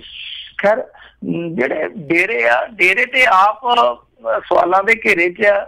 ਲੋਕ ਕਹਿੰਦੇ ਆ ਕਿ ਸਾਡੇ ਮੁੰਡਿਆਂ ਦੇ ਕਈਆਂ ਦੀ ਬਰਬਾਦੀ ਦੇ ਜਿਹੜੇ ਮੁੱਢ ਵੱਜੇ ਉਹ ਇੱਥੋਂ ਵੱਜੇ ਆ। ਸੋ ਡੇਰੇ ਤੇ ਆਪ ਸਵਾਲਾਂ ਦੇ ਘੇਰੇ 'ਚ ਇਹੋ ਜਿਹੇ ਮਾਮਲਿਆਂ 'ਚ, ਖਾਸ ਤੌਰ ਤੇ ਨਸ਼ੇ ਨਾਲ ਜੁੜੇ ਮਾਮਲੇ ਆ। ਪਰ ਹਾਂ ਠੀਕ ਹੈ, ਜੇ ਧਾਰਮਿਕ ਆਗੂ ਇਸ ਪਾਸੇ ਤੁਰ ਪੈਣ ਤਾਂ ਮੇਰੇ ਖਿਆਲ ਦੇ ਨਾਲ ਉਹ ਵੀ ਇੱਕ ਬਹੁਤ ਵੱਡਾ ਯੋਗਦਾਨ ਪਾ ਸਕਦੇ ਆ। ਕਿਉਂਕਿ ਦੇਖੋ, ਹਰੇਕ ਡੇਰੇ ਦੀ ਮਾਨਤਾ ਹੁੰਦੀ ਹੈ, ਹਰੇਕ ਧਾਰਮਿਕ ਜਗ੍ਹਾ ਦੀ ਕੋਈ ਆਪਣੀ ਇੱਕ ਮਾਨਤਾ, ਜਾਂ ਕਹਿ ਲਓ ਕਿ ਇੱਕ ਸ਼ਰਧਾਲੂਆਂ ਦਾ ਉਹਨਾਂ ਦੇ ਕੋਲ ਪੂਲ ਹੁੰਦਾ, ਤਾਂ ਉਹ ਬਹੁਤ ਹੱਦ ਤੱਕ ਉਸ ਦਾਇਰੇ ਦੇ ਵਿੱਚ ਅਸਰ ਪਾ ਸਕਦੇ ਆ। ਪਰ ਇਹ ਤਾਂ ਹੀ ਆ ਜੇ ਮਨ ਮਰਜ਼ੀ ਦੇ ਮੁਤਾਬਕ ਫੈਸਲੇ ਲੈਣ। ਹੁਣ ਕੋਈ ਉਹਨਾਂ ਤੇ ਥੋਪੇ ਤਾਂ ਸ਼ਾਇਦ ਫਿਰ ਗੜਬੜ ਹੋ ਜੂਗੀ, ਕਿਉਂਕਿ ਫਿਰ ਅਸੀਂ ਕਹਾਂਗੇ ਕਿ ਧਾਰਮਿਕ ਮਸਲਿਆਂ 'ਚ ਪੰਚਾਇਤ ਜਾਂ ਸਰਕਾਰ ਦਖਲ ਦਿੰਦੀ ਆ। ਤਾਂ ਉਹ ਤੇ ਆਪਣੀ ਜ਼ਮੀਰ ਦੇ ਨਾਲ ਗੱਲ ਕਰਕੇ ਹੀ ਏਦਾਂ ਦਾ ਕੰਮ ਕਰਨ ਤੇ ਮੇਰੇ ਖਿਆਲ ਦੇ ਨਾਲ ਬਿਹਤਰ ਆ। ਪਰ ਕਰਨ ਦੀ ਜ਼ਰੂਰਤ ਆ। ਡੇਰੇ ਆਪਣੀ ਥਾਂ ਤੇ ਕਰਨ, ਜੋ ਕਮੇਟੀ ਵਾਲੇ ਆਪਣੀ ਥਾਂ ਤੇ ਕਰਨ। ਵੈਸੇ ਕਮੇਟੀ ਵਾਲਿਆਂ ਨੇ ਆ ਪਿੱਛੇ ਜੇ ਐਲਾਨ ਕੀਤਾ ਸੀਗਾ, ਪਤਾ ਨਹੀਂ ਉਹ ਐਲਾਨ ਹੁਣ ਮੈਦਾਨ 'ਚ ਆਊਗਾ ਜਾਂ ਨਹੀਂ ਆਊਗਾ। ਐਲਾਨ ਜ਼ਰੂਰ ਕੀਤਾ ਸੀਗਾ ਕਿ ਅਸੀਂ ਇਸ ਮਾਮਲੇ ਦੇ ਵਿੱਚ ਕੰਮ ਕਰਾਂਗੇ, ਪਰ ਅਕਾਲ ਤਖਤ ਦਾ ਇੱਕ ਹੁਕਮਨਾਮਾ ਵੀ ਸ਼ਾਇਦ ਆਇਆ ਸੀਗਾ। ਪਤਾ ਨਹੀਂ ਉਹਨਾਂ ਨੇ ਸ਼ਾਇਦ ਵੈਸੇ ਕੋਈ ਮੁਲਜ਼ਮਾਨੀ ਕਿਹਾ ਹੋਵੇ, ਮੈਨੂੰ ਪੱਕਾ ਨਹੀਂ ਹੈ। ਪਰ ਅਕਾਲ ਤਖਤ ਤੋਂ ਵੀ ਇੱਕ ਜਾਰੀ ਹੋਇਆ ਸ਼ਾਇਦ ਹੁਕਮਨਾਮਾ ਹੀ ਆ ਕਿ ਨਸ਼ਾ ਸਿਰਫ ਤੇ ਸਿਰਫ ਬਾਣੀ ਦਾ ਕੀਤਾ ਜਾਵੇ ਜਾਂ ਰੋਟੀ ਦਾ ਕੀਤਾ ਜਾਵੇ, ਲਾਲ ਰੋਟੀ ਦਾ ਕੀਤਾ ਜਾਵੇ। ਤਾਂ ਅਕਾਲ ਤਖਤ ਤੋਂ ਇਸ ਤਰ੍ਹਾਂ ਦਾ ਸੰਦੇਸ਼ ਜਾਰੀ ਹੋਣਾ, ਫਿਰ ਕਮੇਟੀ ਵੱਲੋਂ ਕਹਿਣਾ ਠੀਕ ਆ, ਕੁਛ ਹੱਦ ਤੱਕ ਇੱਕ ਖਾਨਾ ਪੂਰਤੀ ਆ। ਪਰ ਜੇਕਰ ਸ਼ਿੱਦਤ ਦੇ ਨਾਲੇ ਕੰਮ ਕਰਨ ਤਾਂ ਮੇਰੇ ਖਿਆਲ ਦੇ ਨਾਲ, ਜਿਵੇਂ ਪੰਜਾਬੀ ਦਾ ਮੁਹਾਵਰਾ ਨਾ, ਨਾਲੇ ਖਾਓ ਖੁਰਨਾਮੀ, ਨਾਲੇ ਖਾਓ ਖੁਰਨਾਮੀਆਂ ਤੇ ਨਾਲੇ ਭੰਨੂ ਬਦਾਮ ਨਾ, ਉਹ ਹਿਸਾਬ ਕਿਤਾਬ ਹੋ ਸਕਦਾ ਕਿ ਨਾਲੇ ਤਾਂ ਤੁਸੀਂ ਆਪਣੇ ਧਰਮ ਦਾ ਪ੍ਰਚਾਰ ਕਰ ਸਕਦੇ ਹੋ, ਨਾਲੇ ਤੁਸੀਂ ਸਮਾਜ ਦਾ ਭਲਾ ਕਰ ਸਕਦੇ ਹੋ। ਜੀ ਜੀ ਜੀ। ਤੇ ਅਗਲੇ ਕਾਲਰ ਨੇ ਸੁਖਦੇਵ ਜੀ। ਸਤਿ ਸ਼੍ਰੀ ਅਕਾਲ ਜੀ, ਸਵਾਗਤ ਹੈ। ਹਾਂਜੀ, ਮੈਂ ਸਤਿ ਸ਼੍ਰੀ ਅਕਾਲ ਜੀ। ਸਤਿ ਸ਼੍ਰੀ ਅਕਾਲ ਜੀ। ਮੈਂ ਭਾਜੀ ਮੈਂ ਤਾਂ ਇਹ ਮਤਲਬ ਮੈਂ ਕੁਐਸਚਨ ਕਰਦਾ ਕਿ ਜਿਹੜਾ ਡੋਪ ਟੈਸਟ ਹੁਣ ਆਪਣਾ ਇੰਡੀਆ ਡਰਾਮਾ ਚੱਲਿਆ, ਕਿ ਜਿਹੜਾ ਡੋਪ ਟੈਸਟ ਕਰਦੇ ਆ, ਕਿ ਜਿਹੜੇ ਹੁਣ ਲਾ ਲਓ MLA ਦੀ ਤਾਂ ਕੋਈ ਮੰਤਰੀ ਦੀ ਤਾਂ ਗੱਲ ਵੱਖਰੀ ਰਹੀ, ਵੀ ਜੇ ਕੋਈ ਅਫਸਰ ਦਾ ਵੀ ਉੱਥੇ ਡੋਪ ਟੈਸਟ ਮੈਨੂੰ ਨਹੀਂ ਲੱਗਦਾ ਵੀ ਜੇ ਉਹ ਕਰੂਗਾ। ਜਿੱਦਾਂ ਬਾਜਵਾ ਸ਼ਾਹਕੋਟ SHO ਲੱਗਿਆ ਸੀ, ਜਿਹੜਾ ਉਹਦਾ ਹਾਲ ਹੋਇਆ, ਮੈਨੂੰ ਲੱਗਦਾ ਜਿਹੜਾ ਡੋਪ ਟੈਸਟ ਕਰੂਗਾ ਉਹਦਾ ਵੀ ਉਹ ਹਾਲ ਹੋ ਸਕਦਾ। ਇਸ ਬਾਰੇ ਕੀ ਭਾਜੀ ਤੁਸੀਂ ਕਹਿ ਸਕਦੇ? ਥੈਂਕ ਯੂ ਜੀ। ਮੈਂ ਤੇ ਪਹਿਲੇ ਦਿਨ ਹੀ ਡੋਪ ਟੈਸਟ ਤੇ ਸਵਾਲ ਚੁੱਕਿਆ ਸੀਗਾ ਕਿ ਇਹ ਕਿਹੜਾ ਡੋਪ ਟੈਸਟ ਆ ਕਿ ਤੁਸੀਂ ਦੱਸ ਕੇ ਕਰੋਗੇ ਕਿ ਸਾਲ ਦੇ ਵਿੱਚ ਇਸ ਦਿਨ ਤੁਹਾਡਾ ਡੋਪ ਟੈਸਟ ਹੋਣਾ। ਯਾਨੀ ਇਹਨਾਂ ਨੇ ਕਰਮਚਾਰੀਆਂ ਵਾਸਤੇ ਰੱਖਿਆ ਸੀਗਾ ਕਿ ਜਦੋਂ ਤਰੱਕੀ ਹੋਊਗੀ ਜਾਂ ਜਦੋਂ ਭਰਤੀ ਹੋਊਗਾ ਕਰਮਚਾਰੀ, ਉਦੋਂ ਜਾਂ ਐਨੂਅਲ ਜਦੋਂ ਉਹਦੀ ਮੈਡੀਕਲ ਜਾਂਚ ਪੜਤਾਲ ਹੁੰਦੀ ਹੈ, ਤਾਂ ਉਹ ਤਾਂ ਨਿਸ਼ਚਿਤ ਆ, ਕਿੰਨੇ ਸਟੇਜਾਂ ਹੀ ਨਿਸ਼ਚਿਤ ਆ। ਤੇ ਅਗਲਾ 4 ਦਿਨ ਰੱਜ ਕੇ ਪਾਣੀ ਪੀਂਦਾ ਤੇ ਵਾਸ਼ ਹੋ ਕੇ ਪਰੇ ਹੋ ਜਾਂਦਾ। ਸੋ ਮਸਲਾ ਇਹ ਨਹੀਂ ਹੁੰਦਾ ਕਿ ਤੁਸੀਂ ਇੱਕ ਨਿਸ਼ਚਿਤ ਸਮਾਂ ਦੇ ਕੇ ਡੋਪ ਟੈਸਟ ਕਰੋ। ਮਸਲਾ ਇਹ ਹੁੰਦਾ ਕਿ ਤੁਹਾਡਾ ਡੋਪ ਟੈਸਟ ਇੱਕ ਤੇ ਸਟੀਕ ਕਿੰਨਾ, ਔਰ ਇੱਕ ਉਹਦਾ ਡੰਗ ਹੈ ਜਿਹੜਾ ਉਹ ਅਚਨਚੇਤੀ ਕਿੰਨਾ। ਅਚਨਚੇਤੀ ਤੋਂ ਭਾਵੇਂ ਆ ਕਿ ਪਤਾ ਹੀ ਨਹੀਂ ਕਦੋਂ ਕਹਿ ਦਿੱਤਾ ਜਾਵੇ ਕਿ ਆ ਜਾ ਬਈ ਇੱਧਰ। ਜਿਵੇਂ ਨਾਡਾ ਵਾਡਾ, ਜਿਹੜੇ ਵਾਡਾ ਕੰਮ ਕਰਦੀ ਆ, ਵਾਡਾ ਜਿਹੜੀ ਏਜੰਸੀ ਆ, ਤੁਹਾਨੂੰ ਸ਼ਾਇਦ ਪਤਾ ਹੋਵੇ ਰਾਜ ਕਰਮਵੀਰ ਸਿੰਘ ਜੀ, ਵਾਡਾ ਜਿਹੜੀ ਆ ਉਹਦਾ ਪੈਟਰਨ ਇਹੋ ਜਿਹਾ ਕਿ ਮੰਨ ਲਓ ਜੇ ਖਿਡਾਰੀ ਮੈਦਾਨ ਚੋਂ ਬਾਹਰ ਉਹਦਾ ਆਕਸੀਜਨ ਚੱਲਦਾ ਪਿਆ, ਲੋਕੇਸ਼ਨ ਤੇ ਆ ਖਿਡਾਰੀ, ਤਾਂ ਵੀ ਉਹ ਸੱਦ ਸਕਦੇ ਕਿ ਆ ਜਾ ਕਾਕਾ, ਆ ਜਾ ਤੇਰਾ ਸੈਂਪਲ ਲੈਣਾ ਆਪਾਂ। ਸੋ ਵਾਡਾ ਦਾ ਇਹੋ ਜਿਹਾ ਪੈਟਰਨ ਆ ਕਿ ਜਦੋਂ ਖਿਡਾਰੀ ਮੈਦਾਨ 'ਚ ਨਹੀਂ ਹੈ ਉਹ ਖੇਡ ਤੋਂ ਦੂਰ ਆ, ਮੰਨ ਲਓ ਉਹਦਾ ਆਫ ਸੀਜ਼ਨ ਆ, ਤਾਂ ਆਫ ਸੀਜ਼ਨ ਦੇ ਵਿੱਚ ਵੀ ਉਹਦਾ ਡੋਪ ਟੈਸਟ ਕਰ ਸਕਦੇ ਆ। ਸੋ ਇਸ ਤਰ੍ਹਾਂ ਦਾ ਹੁੰਦਾ ਉਹ ਇੱਕ ਪੈਟਰਨ ਜਿਹੜਾ ਕਿ ਬਹੁਤ ਸਟੀਕ ਹੁੰਦਾ, ਜਿਹੜਾ ਕਿ ਬਹੁਤ ਜ਼ਿਆਦਾ ਅਸਰਕਾਰਕ ਹੁੰਦਾ। ਇਹ ਤਾਂ ਇੱਕ ਡਰਾਮਾ ਹੀ ਆ, ਔਰ ਇਹਦੇ ਵਿੱਚ ਕੁੱਦ ਪਏ ਸਾਡੇ ਸਿਆਸਤਦਾਨ, ਉਹਨਾਂ ਨੇ ਹੋਰ ਹੀ ਡਰਾਮਾ ਚਲਾ ਲਿਆ। ਉਹ ਉੱਤੇ ਪਿਸ਼ਾਬ ਵਾਲੀਆਂ ਸ਼ੀਸ਼ੀਆਂ ਚੱਕ ਕੇ ਨਾਲ ਡਾਕਟਰਾਂ ਨੂੰ ਫੜਾ ਕੇ ਫੋਟੋਆਂ ਖਿਚਾ ਲੈਂਦੇ ਸੀਗੇ। ਉਹ ਤਮਾਸ਼ਾ ਸੀਗਾ, 4 ਦਿਨ ਚੱਲਿਆ ਵਾ, ਠੀਕ ਠਾਕ ਹੈ। ਉਹ ਗਾਂ ਕਿਹੜੇ ਡੋਪ ਟੈਸਟ ਹੋਣੇ ਆ। ਜੀ ਜੀ ਬਿਲਕੁਲ ਬਿਲਕੁਲ। ਅਤੇ ਮਿੰਟੂ ਜੀ ਜਾਂਦੇ ਜਾਂਦੇ ਜ਼ਰੂਰ ਦੱਸ ਦਿਓ ਵੀ ਜਿਹੜੇ ਇਹ ਮੁਹਿੰਮ ਜਿਹੜੀ ਚੱਲ ਰਹੀ ਸੀਗੀ ਨਸ਼ਿਆਂ ਦੇ ਖਿਲਾਫ, ਜਿਹੜਾ ਹੋਪ ਟੈਸਟ ਹੈਗਾ ਆ, ਉਸ ਦੇ ਬਾਰੇ ਵੀ ਜ਼ਰੂਰ ਜਾਂਦੇ ਜਾਂਦੇ ਜ਼ਰੂਰ ਸਰੋਤਿਆਂ ਨੂੰ ਜਾਣਕਾਰੀ ਦੇ ਦਿਓ। ਹਾਂ ਦੇਖੋ ਜੀ, ਜਿਹੜਾ ਹੋਪ ਟੈਸਟ ਆ ਉਹ ਕੀਤਾ ਜਾ ਰਿਹਾ, ਕਿਉਂਕਿ ਜਨਤਕ ਨੁਮਾਇੰਦਿਆਂ ਨੂੰ ਇਹਨਾਂ ਨੇ ਫੁੱਲ ਦੇਣ ਦਾ ਪ੍ਰੋਗਰਾਮ ਬਣਾਇਆ ਕਿ ਪਲਾਸਟਿਕ ਦਾ ਫੁੱਲ ਦਿੱਤਾ ਜਾਵੇ। ਉਸ ਤੋਂ ਬਾਅਦ ਉਹਦੇ ਤੋਂ ਇੱਕ ਐਲਾਨਨਾਮਾ ਭਰਵਾਇਆ ਜਾਵੇ, ਭਾਵੇਂ ਆ ਕਿ ਜਿੱਦਾਂ ਐਫੀਡੈਵਿਟ ਟਾਈਪ ਐਲਾਨਨਾਮਾ ਭਰਵਾਇਆ ਜਾਵੇ ਕਿ ਮੈਂ ਡਰੱਗ ਦੇ ਮਾਮਲੇ 'ਚ ਇੱਕ ਤੇ ਪੰਜਾਬ ਦੇ ਨਾਲ ਖੜਾ ਵਾਂ, ਪਬਲਿਕ ਦੇ ਨਾਲ ਖੜਾ ਵਾਂ, ਦੂਸਰਾ ਇਹ ਕਿ ਡਰੱਗ ਦੇ ਕਾਰੋਬਾਰ ਦੇ ਵਿੱਚ ਮੇਰਾ ਘਰ ਦਾ ਜਾਂ ਮੇਰਾ ਕੋਈ ਰਿਸ਼ਤੇਦਾਰ ਕਦੇ ਵੀ ਇਨਵੋਲਵ ਨਾ ਰਿਹਾ ਤੇ ਨਾ ਅੱਗੇ ਰਹੂਗਾ। ਸੋ ਇਸ ਤਰ੍ਹਾਂ ਦਾ ਇੱਕ ਪ੍ਰੋਗਰਾਮ ਹੈ, ਉਹਦੇ ਵਿੱਚ ਪਲਾਸਟਿਕ ਦੇ ਫੁੱਲ ਦੇਣ ਜਾਣਾ ਇਹਨਾਂ ਨੇ ਮੰਤਰੀਆਂ ਨੂੰ ਜਾਂ MLAs ਨੂੰ। ਉਹ ਦੇਖੋ ਹੁਣ ਅੱਗੋਂ ਕਿਸ ਤਰ੍ਹਾਂ ਦਾ ਹੁੰਗਾਰਾ ਮਿਲਦਾ। ਸੋ ਇਹ ਦੂਸਰੇ ਪੜਾਅ ਦਾ ਪ੍ਰੋਗਰਾਮ ਹੈ, ਅੱਗੇ ਤੀਸਰੇ ਦਾ ਵੀ ਆ ਸਕਦਾ। ਸੋ ਕੋਸ਼ਿਸ਼ਾਂ ਕੀਤੀਆਂ ਜਾ ਰਹੀਆਂ ਲਗਾਤਾਰ ਕਿ ਕਿਸੇ ਨਾ ਕਿਸੇ ਪੱਖ ਤੋਂ ਸਿਆਸਤਦਾਨਾਂ ਨੂੰ ਦਬਾਅ ਹੇਠ ਲਿਆਂਦਾ ਜਾਵੇ, ਕਿਉਂਕਿ ਸਮੱਸਿਆ ਦੀ ਜੜ ਵੀ ਸਿਆਸਤਦਾਨ ਹੀ ਆ ਤੇ ਸਮੱਸਿਆ ਦਾ ਹੱਲ ਵੀ ਇਹਨਾਂ ਦੇ ਕੋਲ ਹੀ ਹੈ। ਜੀ ਜੀ, ਤੇ ਬਹੁਤ ਬਹੁਤ ਧੰਨਵਾਦ ਮਿੰਟੂ ਜੀ ਤੁਹਾਡਾ, ਤੁਸੀਂ ਸਾਡੇ ਨਾਲ ਜੁੜੇ, ਇਹਨਾਂ ਖਬਰਾਂ ਬਾਰੇ ਸਾਨੂੰ ਜਾਣਕਾਰੀਆਂ ਦਿੱਤੀਆਂ। ਅਗਲੀ ਵਾਰ ਤੱਕ ਲਈ ਬੜੀ ਮਿਹਰਬਾਨੀ, ਪਿਆਰ ਭਰੀ ਸਤਿ ਸ਼੍ਰੀ ਅਕਾਲ ਜੀ। ਤੇ ਸਰੋਤਿਓ, ਇੱਥੇ ਸਾਡਾ ਅੱਜ ਦਾ ਇਹ ਪ੍ਰੋਗਰਾਮ ਵੀ ਸਮਾਪਤ ਹੈ। ਮਿਲਾਂਗੇ ਤੁਹਾਨੂੰ ਸਾਰਿਆਂ ਨੂੰ ਅਗਲੀ ਵਾਰ। ਉਦੋਂ ਤੱਕ ਲਈ ਮੈਨੂੰ ਰਾਜਕਨਵੀਰ ਸਿੰਘ ਨੂੰ ਵੀ ਇਜਾਜ਼ਤ ਦਿਓ। ਮੇਰੇ ਵੱਲੋਂ ਤੁਹਾਨੂੰ ਸਾਰਿਆਂ ਨੂੰ ਪਿਆਰ ਸਤਿਕਾਰ ਸਨੇਹ ਜਿਹੀ ਸਤਿ ਸ਼੍ਰੀ ਅਕਾਲ। ਜਿਉਂਦੇ ਵਾਸਤੇ ਰਹੋ, ਹੱਸਦੇ ਖੇਲਦੇ ਰਹੋ, ਸੁਣਦੇ ਰਹੋ ਪੰਜਾਬੀ ਰੇਡੀਓ USA।